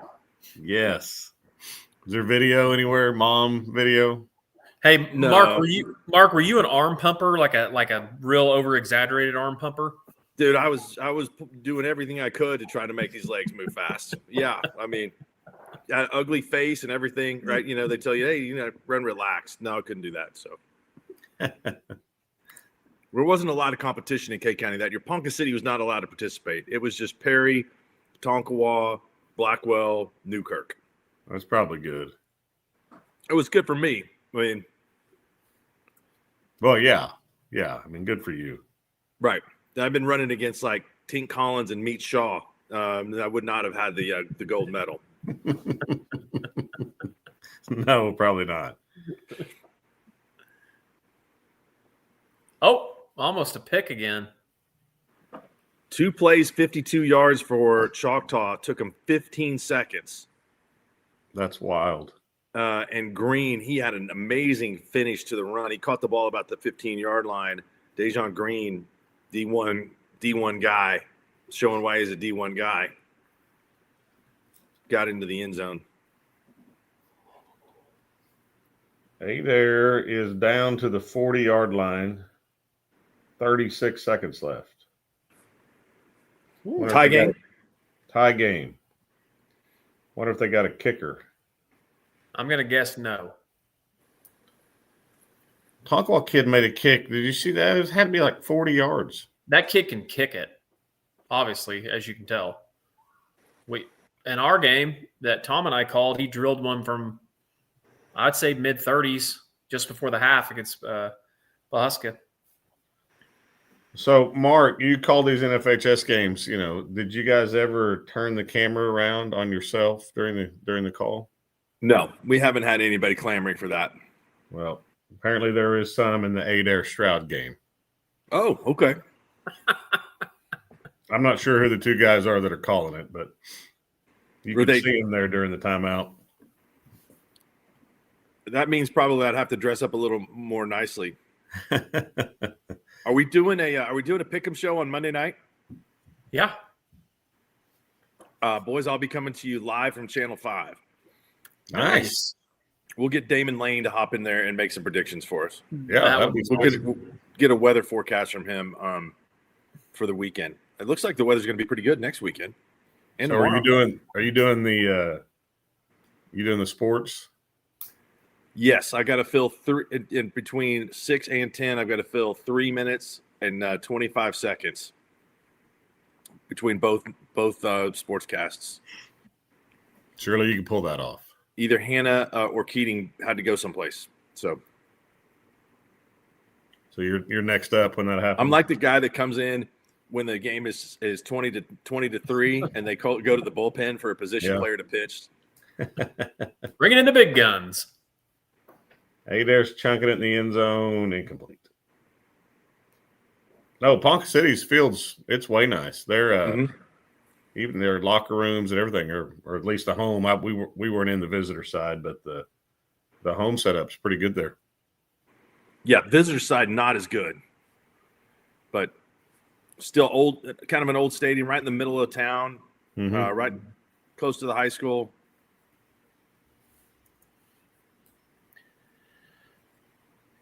What's the update on Sand Springs game? Okay, go back there. 2nd and 4 for the Sandites, 2:37 to go.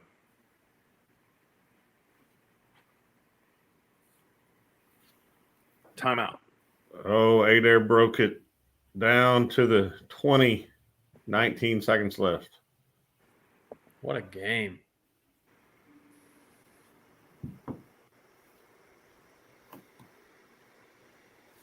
I thought he was going to score there for a minute. Man, the pressure really ramps up on you trying to stop these, late game situations. Oh yeah. We can't get an update on the Tallahena game. Surely, I mean, it's been 2 minutes left for 10 minutes.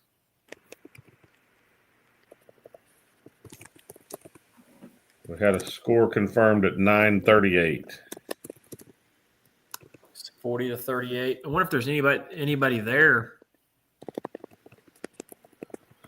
Unfortunately, I don't know a whole lot of people in either Tallahena or Fairland. Unless JR made the trip. Isn't there somebody else? Who did we say the other day was from Fairland? Somebody from Sealing or something? One of my high school coaches left to go coach there as a head coach, Mark Gibson. And he was JR's coach. Overtime in the Stroud Adair game. See, I'm behind.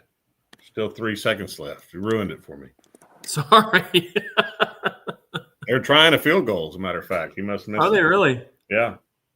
Well, don't mean to ruin it for you, but they miss it. Yeah. Number 69 in for the attempt. I'm way behind because they're calling a timeout now. I mean, what are we doing? Sand Springs just picked up a first down with 1:45 to go on a 3rd and 2. What's the timeout situation? I think we're about to get into victory formation here.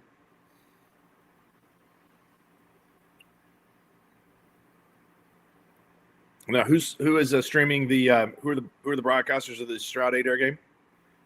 I don't know. I'm not sure. Those two guys. Shaq.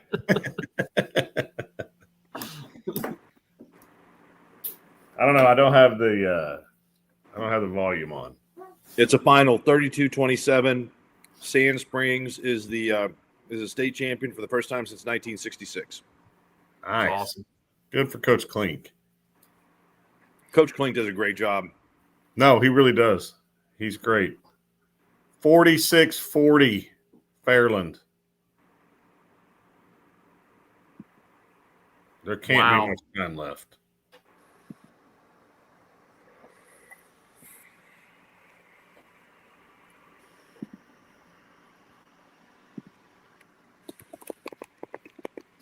Since 1966.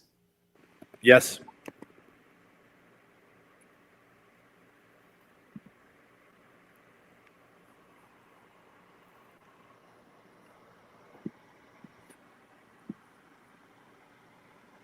Trying to get an update. I mean, that's got to be close to a final, doesn't it? In Tallahena, Fairland. I think it's not been in the fourth quarter that long. I mean, I think they're just putting points up. Well, it said 2 minutes to go earlier, but that doesn't mean anything.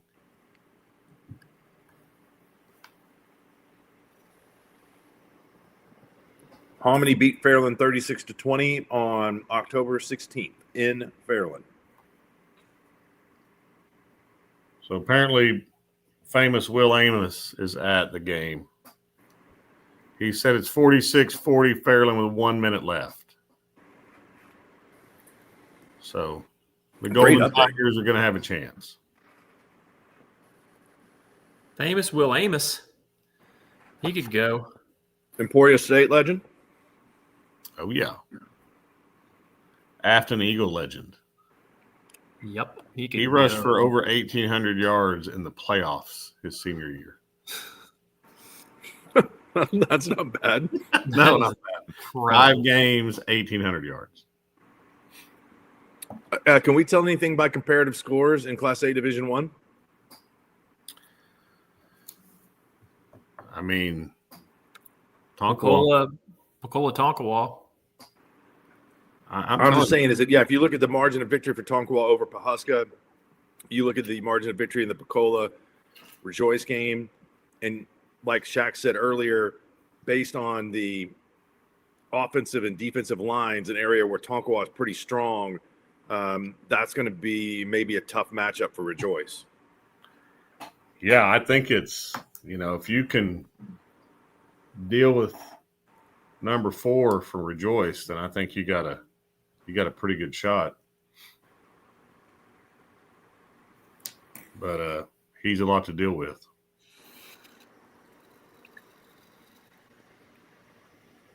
But yeah, I think it'll be a Rejoice. Tonkawa will be a great football game.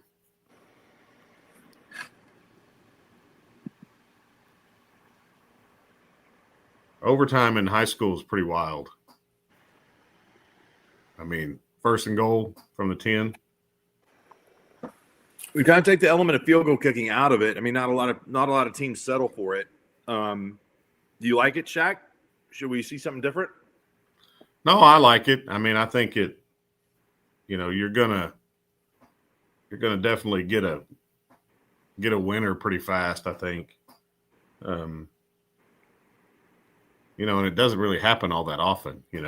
Not that overtimes happen in other levels very often, but yeah, I do. I mean, I've coached for 25 years in one way, shape, or form, and I mean, I've been involved in 3 overtime games.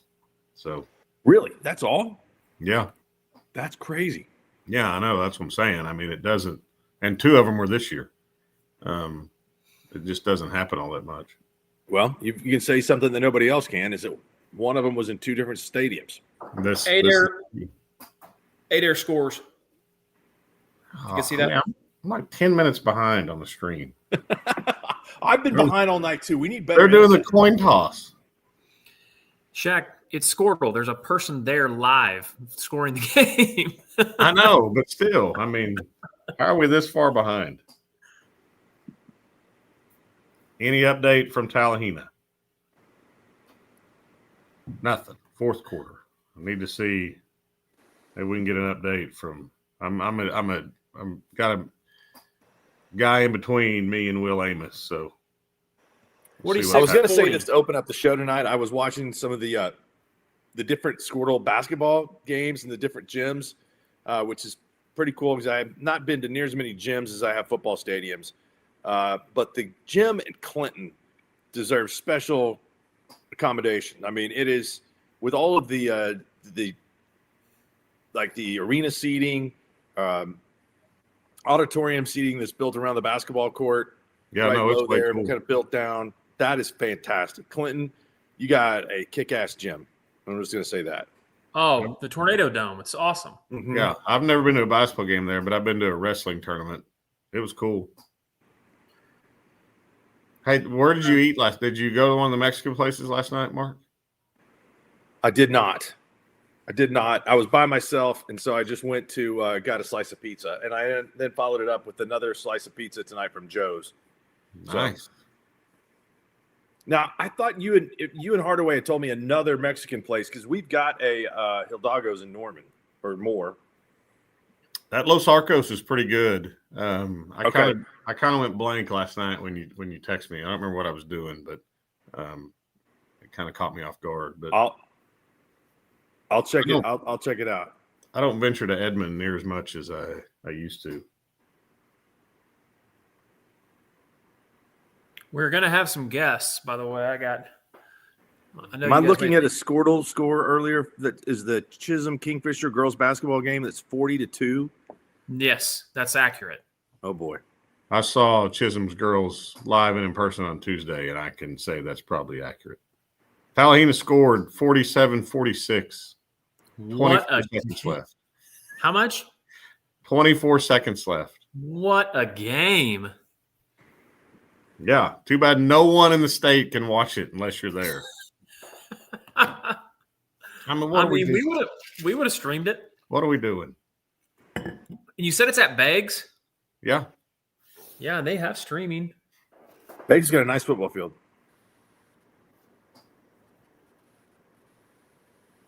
And they got an old school gym. Yeah. Don't they have one of those like FEMA domes in Beggs? Kind of like Hennessy? I think so. Like a yeah. Roundhouse? Yeah.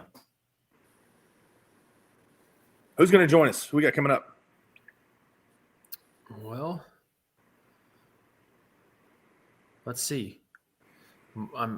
Chris Elric is going to join us at the conclusion of the Stroud Adair game because he's there watching.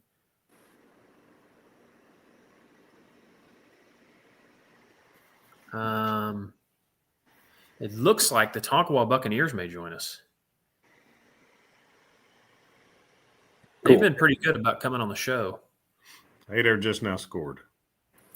Again? No, for the first time in overtime.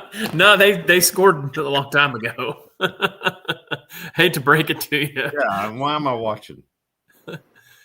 Oh, Adair 42, Stroud 40. Hopefully I wonder if that's probably not a final. So it looks like Adair scored, got the 2-point conversion. Let's see. I can tell you if they get a 2-point conversion, they're doing it right now. The Stroud? No, I know Adair did. Well, yeah, they didn't at first, but the Stroud kid tackled the Adair quarterback by his face mask. So they're going to get another shot at it. Yeah. About ripped his head off. The Cats got him a big hoops win tonight. Took down the other Cats? Yep, took down the alma mater.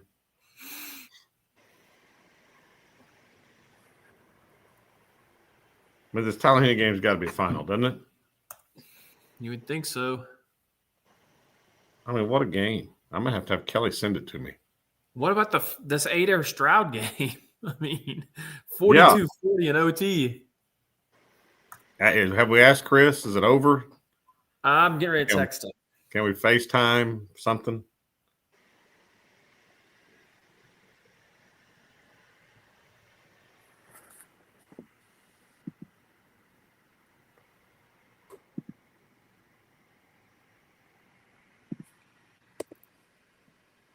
Yeah, I got.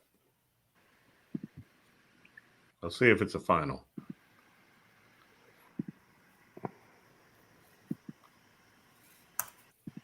Final, Adair 42, Stroud 40. Oh, heartbreaker. Man, that is. These last two games have been as good as any. Back and forth. Yeah. I mean, we just can't get a final. And it still says a minute left on the Squirtle deal. Come on. We need the Tigers First Baptist Church pastor to update us. I mean, he was all over it. Shaq, you want to, or Mark, you want to run back through the scores just real quick? Sure, I'll do that. Let's see here. Final. Tallahena over Fairland. There you go. Shaq, can you get Tallahena's coach on? Right now? Yeah, after the game. I mean, we might want to give him a minute, but yeah, I can. We might want to give him a minute. I've been hearing about how great of an interview he is. So I promise you, the post-game speech will be awesome. It'll be on TikTok too. I mean, he's kind of TikTok famous. Can you message him? See if he'll come on? What is do we know Kelly's handle on TikTok? No, but I bet if you it's not him. It's like whoever films him all the time. I bet you can just search Tallahena football and it'll pop up. Okay. Here we go. There he is. He's great. Right now, from the very first play to the very last play, man, it's a heavyweight fight. Okay, you got to play with extreme eye control, be super disciplined. Always, you got to be the most physical team out there, man. When it's over, and you'll win a football game. If you do that, exactly what we've done to this point, you're going to win. Follow. I never played with eye control. That's part of the problem. Nobody ever told me to do that. Class 4A, Tuttle beats Broken Bow 49-28, but that is the best game that the Tigers of Tuttle have been given all year long. So they will advance to the championship rematch of a year ago against Elgin. Number 1, number 2 team. They've been different in different polls, but they've been both 1 and 2 all season long. That's going to be a great one. It will be the finale next Saturday night. Should be awesome. Class 3A, got to give it up to, I think, both teams, Heritage Hall and Perkins in defeat. And we got another rematch in Class 3A with Lincoln and Sulphur. Number 1, number 2, all season long. So that one should be worth the wait, again, to see that there. 2-1, it was Jones 48, Marlowe 21, Washington 41, OCS 20. So the state championship game will be Jones versus Washington. Washington was number 1, had that long winning streak coming into the season. Jones took their place the week after they lost to Sulphur. So those two teams have been 1 and 2 the entire year in Class 2A Division 1. 2A2, we just talked about having this great game. Adair wins 42-40 over Stroud in Ponca City. Coach Ellerick will join us and will give us the description of what happened there. That was the site of that great Muskogee Deer Creek game a couple of years ago in Class 6A Division 2 that came down to a 2-point conversion there, I think, in the west end zone of Sullen Stadium. Vian 21, Davis 20. So it's Adair and Vian. That's another number 1 versus number 2 matchup in Class 2A Division 2. Class A Division 1, another number 1 versus number 2. Rejoice Christian holds off Pahuska 42-34 in a great ball game. And the Tonkawa Buccaneers handle Pecola 37-12. They played some really good football. They only lost to Stroud this season. Tallahena over Fairland 47-46. So the Golden Tigers go back to the state championship game where they will face the Hominy Bucks.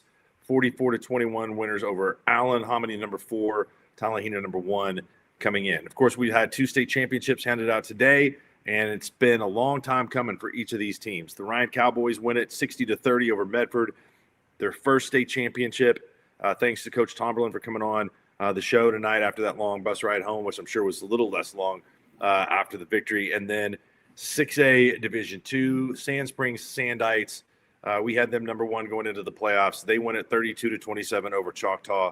And Bobby Klink celebrates the first state championship there, the banks of the Arkansas River, since 1966. And we got 2 good ones coming up tomorrow.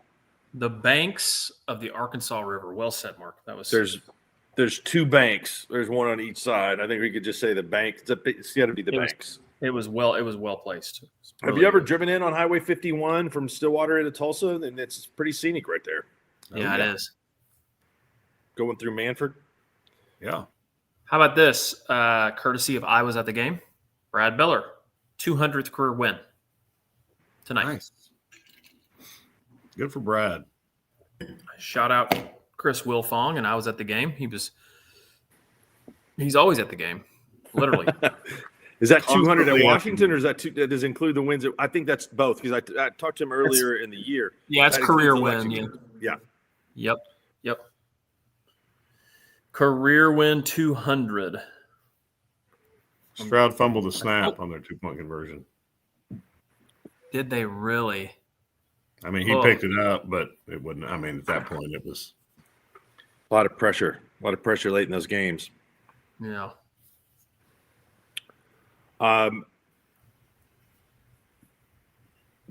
Big win tonight for Washington. My car is currently parked at Hunter Shepard's house after a tire malfunction last night in Purcell.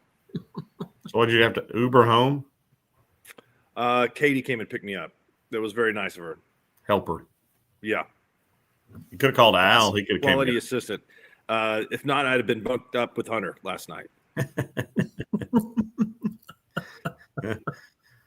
And I learned a lot about what's going on around the state. I would have learned a lot. Yeah. Man, this has been a great night. It's been a great night of games. Yeah, it really has been. So next week, do we have that schedule, Mark, of when all those games will be next week? Yeah, we do. Okay. We want to go through that. The Class A will be on Thursday, both Class A games. Shaq, do you know which one is which? It's A2 and then A1, I'm pretty sure. Okay. A2 is at noon, and then A1 is at 7. Then it's Class 2A on Friday. Is it the same 2A2 than 2A1? I'm close here. Okay, yeah. It's Division 2 and Class A on Thursday at noon. Division 1, Class A at 7. Friday, 2A2 at noon, 2A1 at 7. And then Saturday, Class 3A at noon and Class 4A at 7. So I'll have both of those games. Todd Lisenby and I will be on the call on Saturday at noon and 7. Can't wait for that. Those will be fantastic games. Collegiately, who is winning that Tulane North Texas game? It was close earlier on. It is not close now. 31-13 Tulane on top. Gotcha. I mean, it's on behind you, or it was. I know. I haven't turned around. I'm trying to make sure this production quality is going good, Shaq. You're doing a great job. So I guess that means the Pokes get their coach on tomorrow. Well, they're getting him. They were already getting him on Monday anyway. If they would have won, he was still coming up for a press conference.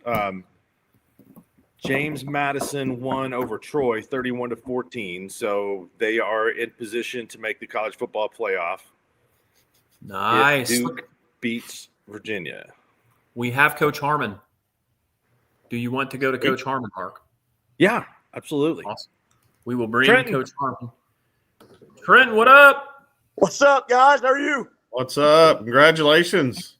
Thank you. I can't believe these kids here. It's amazing. Yeah, no. Go ahead, Shaq. No, they played really well tonight. You guys have been playing really well the last 2 games for sure. Defensively, I think you guys are as good as you need to be to go win a state championship. And offensively, you guys have been playing really well the last couple of weeks. So, kind of like not last week, but the last time you played, kind of started to dominate in the second half. Why do you think what changed? What changed from first half, second half? I give it credit to just how physical these dudes play. I think we wear on people in the second half every week. And we settled down a little bit. I'll give Cole credit. They went to some empty sets that were giving us some fits early. Again, once we got settled down, though, the physicality came in, and then our O-line took over like we were hoping. We started running the rock. So just physicality. As long as we're playing physical, I like it. Yeah, I would too. What kind of crowd you have tonight? I can't believe this place, dude. Tonkwall takes football serious here. So, hey, I appreciate you guys. We're going to load on the bus. These dudes got one thing.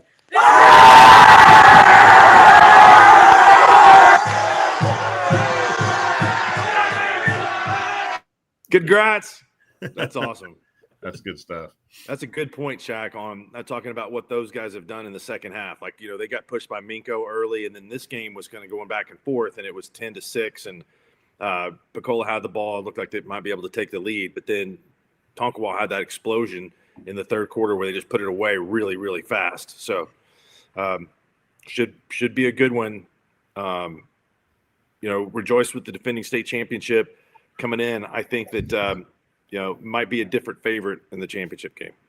Yeah, I mean, after watching them a couple of weeks ago, I hadn't really watched any Rejoice until I watched them when I was watching the Pecola game.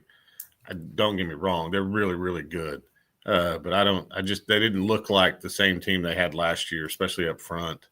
And when you've got freaks, it doesn't really matter sometimes. But, I think Coach Dunn talked about this earlier. I mean, and so did Coach Blankenship. A lot of times in these big games, it comes down to who can block and who can tackle and who can run the football. And Tonkwall is just really physical. I mean, I haven't watched them live this year, but just watching them on film and then just watching them, on Squirtle, they just fly around the football, and they put 11 guys on the defensive side of the ball that do not mind sticking their face on your face, and that matters a lot. That's hard to do in high school football. I'm just going to be honest. Find 11 kids that will do that, and they've figured that part out. So,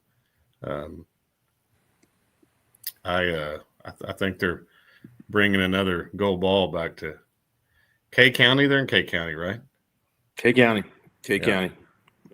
Compton, Nero, and ZZ Oak Cliff Louise are going to be tough to stop. I mean, they can keep anybody in a game. I think for Tonkwall, they have to sustain their drives and do what they've kind of done all year. Because you saw the explosiveness of Rejoice tonight in that game against Pawhuska. I mean, just when they were threatened, they were able to come right back and score. Yeah, there were 2 kickoff returns for touchdowns and a punt return down to like the 5 between both teams tonight. So special teams were big tonight. But I think Tonkwall's they don't have the same kind of athletes, but they've got enough athletes that I think they can match up with Rejoice as well as anybody in Class A can. So I think you combine that with just like Coach Harmon said, just how physical they are up front. I think it'll prove to be the difference. Now that being said, Coach Marley does a great job, and he'll have a plan, and it'll probably be one heck of a football game. I have been able to see Tonkwall in person. Every bit of what Shaq is saying is accurate. Seeing him in person, the biggest thing I came away with was just control on both sides of the line of scrimmage. They're very sound, like Shaq said, defensively. They're very multiple defensively. They bring a lot of different kinds of pressures, and they can do that because the back end of their D-line's great.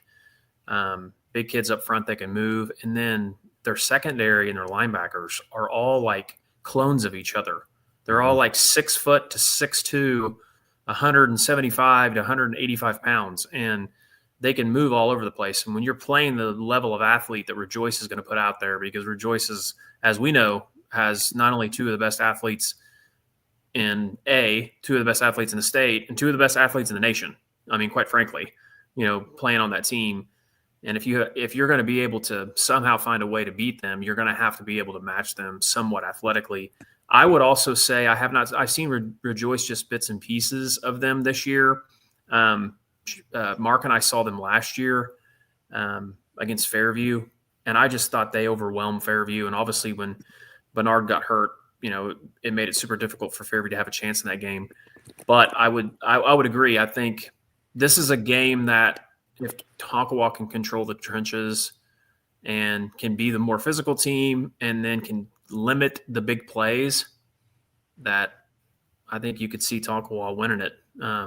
I could also see Rejoice winning it just because, like Shaq always says, and all of us say, teams with the best players, a lot of times that's a good recipe for a victory, especially, state championship type games. Usually the teams with the best players wins. But I think, man, it's going to be an absolute classic state championship. Matter. Can Sulphur pull off the unthinkable?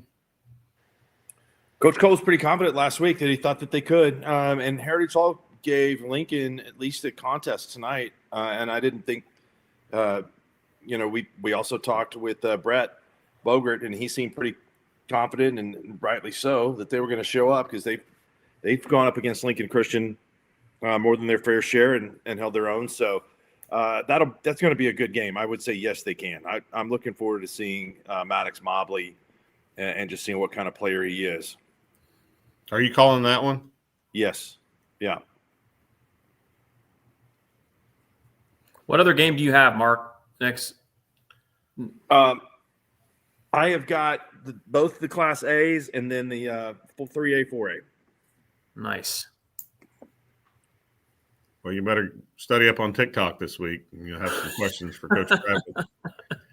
I texted him earlier. I got nothing back. So my guess is he's still celebrating. He probably didn't have his phone out on the field.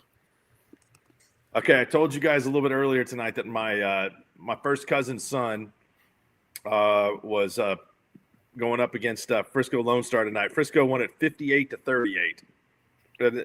That score corrected because it keeps going back and forth. I'm on Dave Campbell's website. It was they had it one time at 59-58, but it was 58-38 the final. Good grief.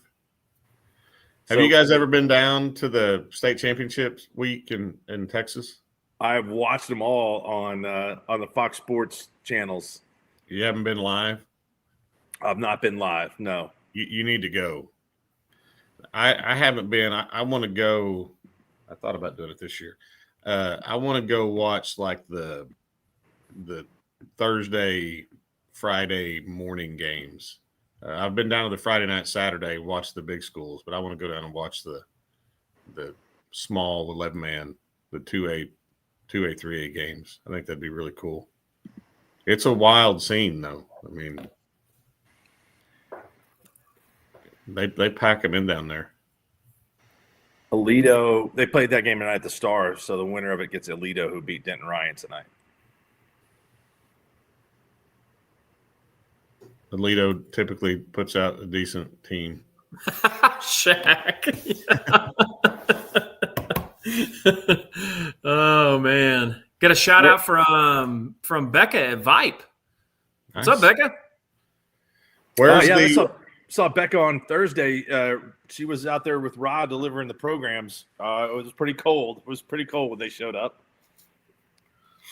Yeah, that noon game was kind of chilly at first. I wonder if Rebecca was at the game in Bristow tonight. Who played in Bristow? Lincoln and Heritage Hall. Heritage Hall. There is a great, I can't remember the name of it, but there's a great hamburger place almost right across the road from the football stadium in Bristow. Convenience store? No, it's like, I mean, it looks like one of those, like old timey, like it's got a bar with, like 12 stools in it and then like, 7 or 8 booths. It's cheaper if you pay with cash. I mean, it's legit. I need to I got some stats from WashingtonWarriors.tv, TJ Scholes. Washington ran for 400 yards tonight, 190 from Javian Hall, and 177 from Josiah Dickerson. It's not bad. Those are two really good running backs, man. Yeah, I guess that's not quite 400, but you know what I mean. It rounds up to it. Well, I mean, the quarterback carried any? Yeah, good point. He probably could have. He's pretty decent too. But it's an incredible combination between Hall and Dickerson. Dickerson is not big, but man, can he move, and has got just electricity and juice. And then Hall is a big kind of strider of a running back that is difficult to tackle. So Washington's got a little bit of everything. It's called the Anchor, is what Coach Brandon Barnett, let me know. Okay. The one in Bristow? Yep, the Anchor. He said the hamburgers are massive. Yeah, they're way good. I stopped there last year on our way to somewhere to basketball. Where did we play area at last year? Somewhere Old Mulgee or something like that? Yeah, wasn't it? I think so. I think Chris is getting ready to come on. I think he would be somebody that would be a great conversation to talk about that game. It'd be cool if we could get Will Amos on. I don't have his number. Yeah, I don't either. The Anchor is they got burgers and fries a little bit like the Peach Orchard. Oh, it's legit. It's way good. Places now, this says that they've got malts and shakes. Mm-hmm. Do all places now have malts and shakes? I've never been able to really tell much of a difference between a malt and shake. They're both really good, so it doesn't matter. You can't taste the malt when they put it in there? No, not really. I just taste the ice cream. Yeah, no, they advertise it like it's, there's like a sign when you're walking in that says that they have both. I mean, if there's anybody out there, for one, our coverage of the sports tonight was top notch. The coaches, I mean, it's awesome that these coaches always jump on.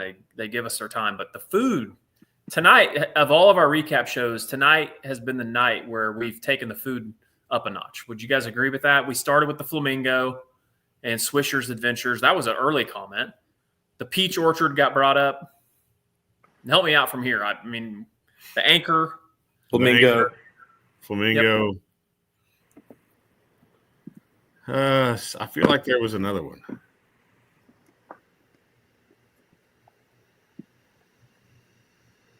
I just sent you both famous Will Amos's number. So see if we can get him on the show. Is he coaching somewhere now? I think so.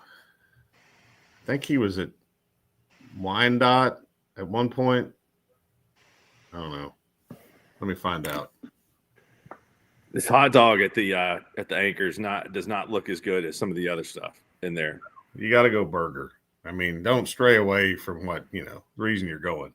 Right. Okay, I got that place. Get that place put on the list also. Yeah, it's legit. I've actually been twice. Sometimes when I go to Tulsa, I like to take the back roads. We happened by it. He's at J. Will is. Now I just saw a big. We don't have to ask him all these hard hitting questions, but I just saw a big brouhaha on Facebook that Jay has canceled the series with Grove, and it's been going on for 100 years, and they're not going to play next year. Yeah, I saw that too. I didn't take a deep dive into it other than because that could have been a rabbit hole. There was like 700 comments or something. But I read most of them, and most of them were wondering how one person can make that decision. Yes, there's some definite ill will towards a few people in Jay right now. I do believe that one person can make that decision. Right? They can. Yep. It always stops with one person. Yeah. That person can generally make whatever decision they want. The coach, the AD, or the superintendent, all three are capable of making that decision. Just have to convince the others. Yeah. But that's a shame. I mean, I know that's I love the historic rivalries. That's one of the oldest in the state.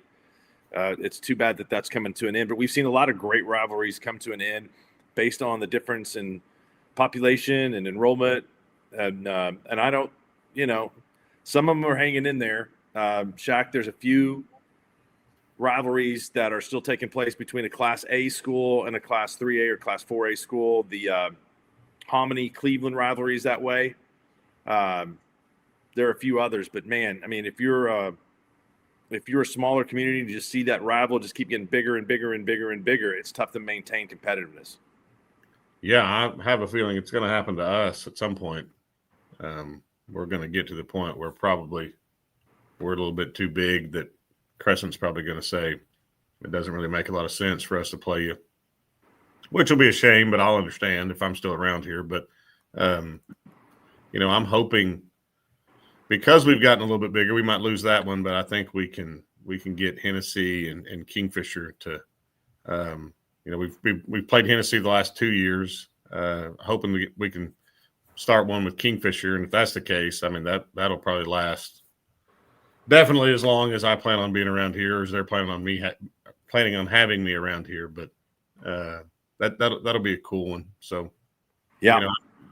What is Grove's 5A, aren't they? Grove is 4A, but they're at the top of the list. I mean, they're pretty close to the bottom. I mean, they have been 5A. Yeah, I mean, I kind of get it, but the Cleveland Hominy one's pretty wild. I mean, they were playing when Cleveland was 4A, weren't they? Weren't they still playing? Yeah. There's not many 4A games. That there's one other one. I think I'd have to think about it. Doesn't Marlowe somebody pretty big? Marlowe Chickasha, but that's a 2A, 4A right now. Yeah. But that in time had been a 5A, 2A matchup. It is cool for some of the schools that have played each other year in and year out, like Sand Springs and Sapulpa, one of the oldest rivalries in Oklahoma. The two schools have basically stayed the same size all the way through. Eufaula, Chakotah, another one. Yeah. Schools have stayed the same size. Yeah, there's a lot of those out there in the Panhandle that lost. When some of those schools went 8-man, some of them stayed 11-man. Yep. Like Hooker. I mean, they don't have anybody. I mean, every school out there that they probably played forever is 8-man now. That's true.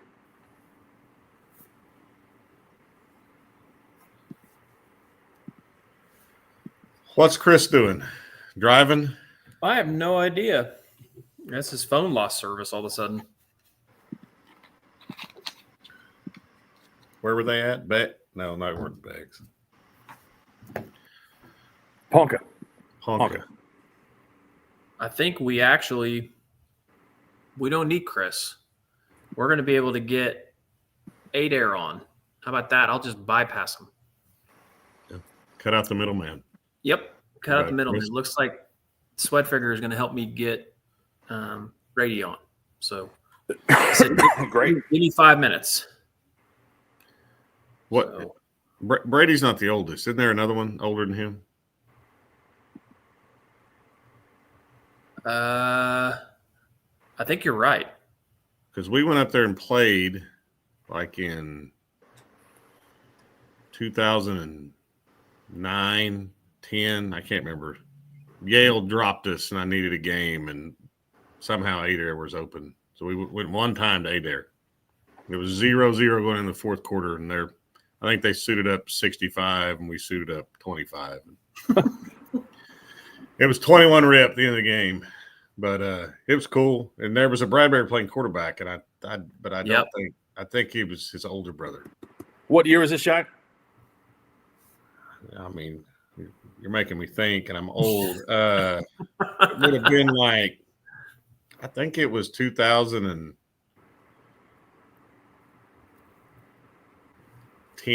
I'm probably getting the text right now that's telling me. 2011. BJ Bradbury was the quarterback. Yeah, 2011. Nick Friesen seconds the best burger in Enid as the Flamingo. Nick, great job with the Enid News and Eagle, also Northwest Oklahoma Sports podcast. I would happen to agree with him. Oh, it's way good. Aren't they on like their third different owner since the original? I do. Well, the original was there for a long time, and then I think they went through 2 different owners, but it's still really good. They've obviously been able to keep the same recipe.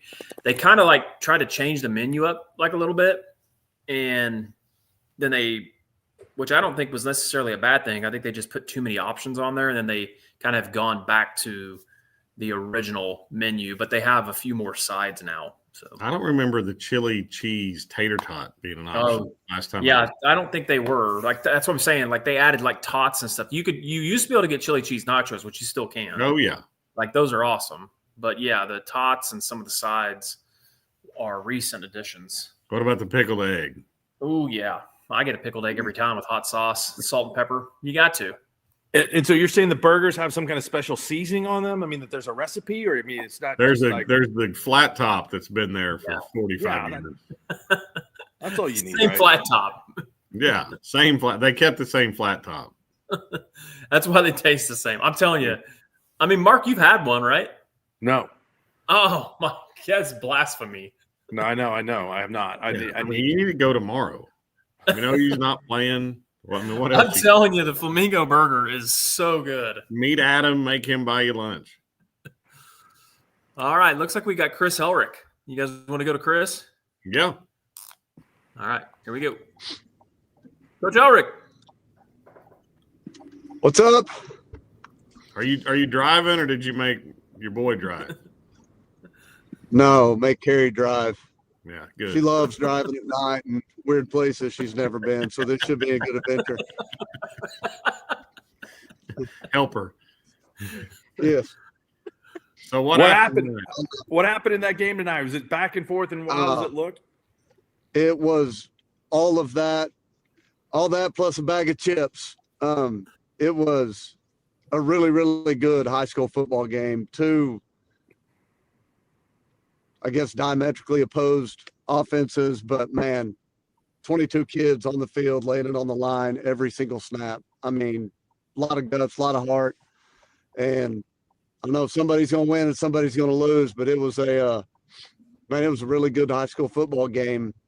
Adair gets a pick six the last play of the first half and goes 99 with it, which was a huge momentum play. I think that put Adair back up 16-14. Stroud was trying to punch it in and go up 2 scores. Pick last play of the first half. They house it. But then Stroud gets the first series, gets the kickoff for the second half, goes on a drive, a short drive, broke a long run, goes down and scores. Stroud ends up being up a couple touchdowns. Adair comes back, takes the lead late in the fourth, and goes up 6. Stroud gets it with about 3 minutes.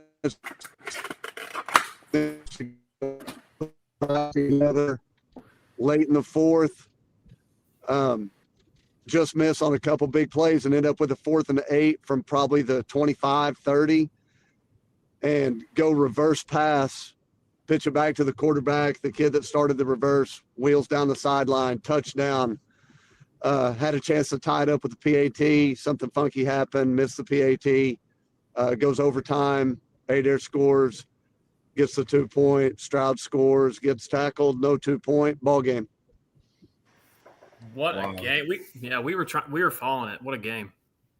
It was a lot. It was active, to say the least.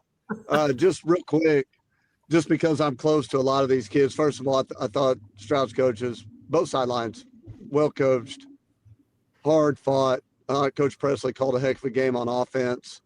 But man, Tristan Baker at linebacker and running back for Stroud, he's as good of an inside linebacker in high school football at this level as you'll see. Jacob Beck played his tail off, playing safety and running back. The Jerry Jones, a quarterback outside linebacker, had a heck of a game. He's a good quarterback, but man, to line up against Adair and play 9-tech and quarterback, I mean, you just see that in high school football. So tip of the hat to him too. And really all the kids on both sides. It was just a really good football game. Are all those kids you named seniors? Yes. All those guys are. The receiver for now the receiver, the Aiden Collie kid's 13. He's a junior. And you know, kind of a weird thing for Stroud, they started 2 freshmen tonight. So, you know, that, and I thought those kids held their ground and did a really good job. But yeah, that's probably good news for you that 4 and 5 and 22 and 11 are graduating. Yeah, that's good news for us. So did you go to the Ryan game today? Ryan Cowboys, let's go. Number 1 in the bank. They're going to go on a run now. You better watch out. They got the first one out of the way. Yeah, Chris got photo creds with Squirtle. He's becoming a full-time employee for Squirtle. I was harassing him the whole I'm waiting time. on my first check to hit the. I'll send you my Cash App. No, that was a lot of fun. I actually got the opportunity to talk to the team before the game, and then for the game, I went up and stood with a bunch of old Ryan guys up in the stands, and we yelled cool stuff like "get him" and "tackle" and "hit somebody." It was awesome. Yeah. Well, you guys got to fit in. No, you do. No, the Ryan game was good. And I talked to some of you guys during the game through text, but the quarterback for Ryan he's a really good player. He had to have somewhere in the neighborhood of 400 yards rushing today. 391. 391 and 7 touchdowns. Yeah. That's a decent outing. Good for him. I think I had 391 in my 4 years of football. So 38 carries. But hey, Chris, thanks for joining, man. Have a safe trip back and enjoy the day. Hey, I appreciate it. You guys be good. We'll see you. See you. All right. Very good. We got the Brady Adair Warriors head coach with us. There he is. What's up, guys? Can you hear me? We got you, Brady, man. Oh, congratulations. What a game. Are your nerves, are you calm enough yet to be able to talk to us? Oh no. I'm still in shock. Still in shock. It was awesome. It was a battle tonight. No, I was watching it or trying to watch it, and I was behind, so Adam kept ruining everything that was about to happen for me. But first overtime game for you as a coach? Yes. So yes, it is. Yep, it was. So did they won the toss, went on defense? So you scored and went for 2. Did you think about kicking an extra point? No. We went for 2 all night. We tried to kick a field goal to win it, but we missed it. So that kind of told me we need to go for 2. Yeah, well, that makes sense. Well, congratulations, man. That was those police are going down to the Fox. Yeah, come to get us. So how long has it been since Adair's been in the finals? 2015, 10 years ago, actually. So Coach Lippy and them, good team. Well, that's awesome. Well, congratulations on making it back. And I told somebody else this, so I'm going to tell you the same thing, and you can take it or leave it. But take some time next week for yourself when you're out there before the game. Just 2 minutes by yourself, get away from everybody, and just soak it in, because you never know if you're going to be back. And even if you do, there's nothing like the first time you get to go. So absolutely. So make sure you do that. You'll appreciate it at some point in your life. Yes, sir. Will do. I will. Hey, Brady, before we let you go, tell us about a couple of kids on your team. I know your quarterback has been fantastic. I mean, tell us who's making a lot of plays for you guys. Cooper McCord's our quarterback and middle linebacker. He struggled throwing it tonight, but he showed unbelievable resiliency, and he probably ran, I don't know what he ran. It had to be 35, 40 times tonight. And he found a way to get it done for us. Number 6, Ethan Stevens, our running back and corner. He did a great job on number 13 tonight. Didn't give up any big plays to number 13 from Stroud. Then we had a couple young guys play really well. We had a freshman at defensive end. Zach Wilson played his tail off tonight. And then a sophomore inside linebacker, Jacob Graves, played really well as well. Well, you guys, it should be a great game. You guys got Vian coming up this week in the championship, and we're all looking forward to it. So we appreciate you joining us after this game, and congratulations to you guys on getting the win. Appreciate it. Thanks for having me on. You bet. Good luck, Coach. Good luck. All right. Thanks, guys. That's not a short bus ride from Ponca City to Adair. You guys want to bring former state champion Will Amos in? Yeah, bring him on. I think he's on his cell phone, but he said he can hear us and he has audio, so I'm going to add him to the stage. Will, what's up? What's up, guys? Not much. So tell us about Tallahena Fairland. Seemed like a wild one. It was crazy. I mean, I feel like first off, I should shout out my little brother. You know, it's his senior year. They made it to the semis. It was fun to watch him from the time he was little till now, you know. But kind of back and forth, high-scoring game. Fairland faked a punt late in their own territory, and Tallahena kind of capitalized on it. How about the two quarterbacks in the game, Will? Both really, really good?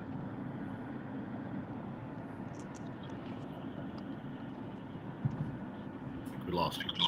Oh, there he is. I don't know what happened. There he is. Yeah. How about the two quarterbacks? Both really, really good?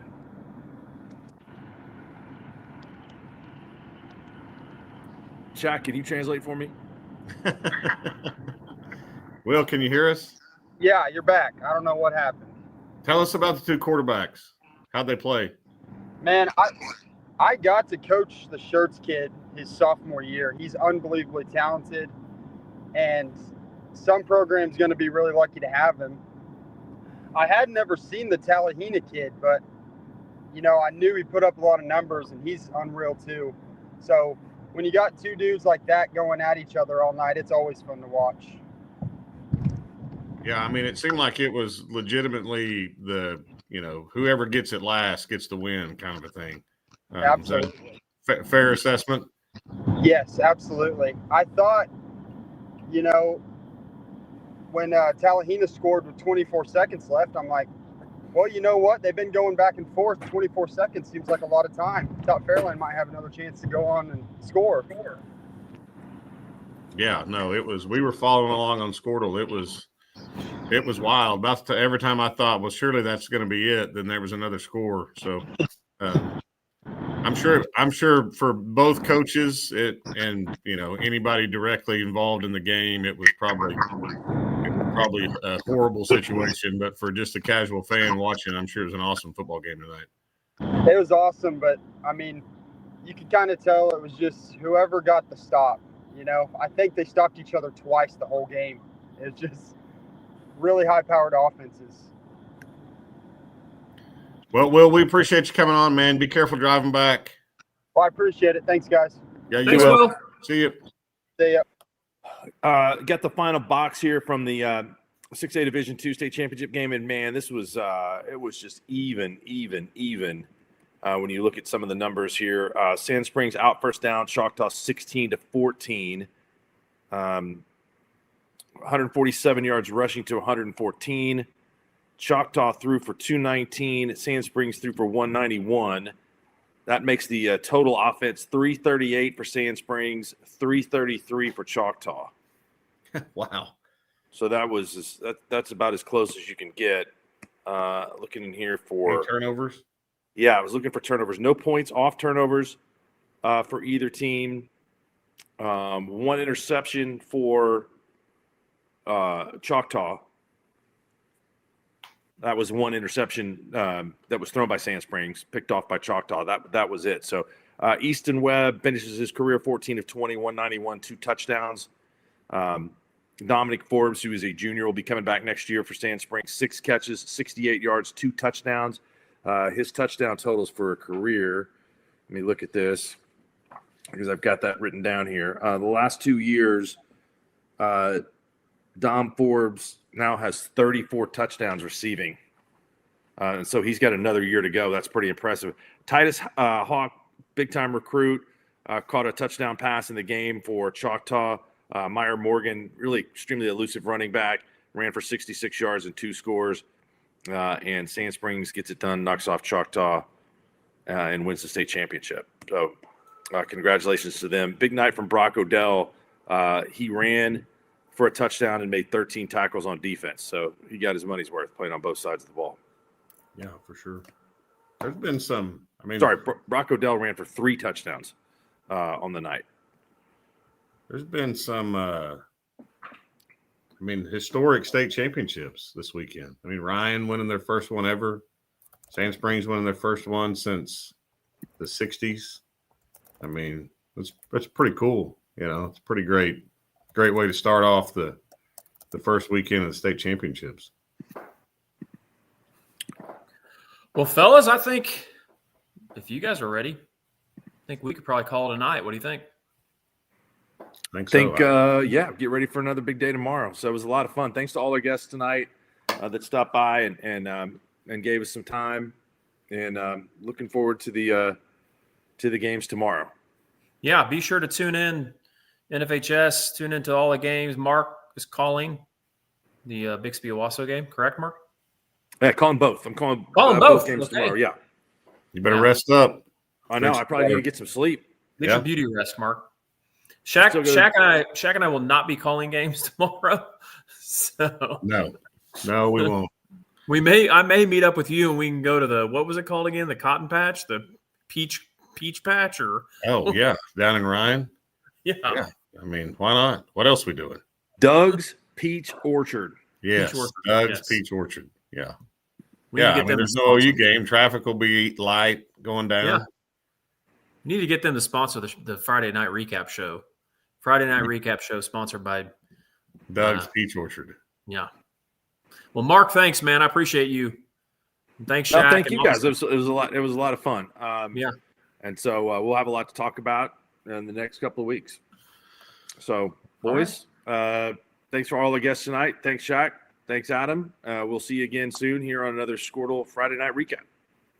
Brahms is bringing the heat. Introducing Brahms' new spicy chicken sandwiches. Flavor this good just can't be beat. Brahms' crispy, tender, spicy chicken delivers just enough kick to ramp up our original recipe. Get it regular or club style with crispy bacon and American cheese. Add on Brahms sauce for that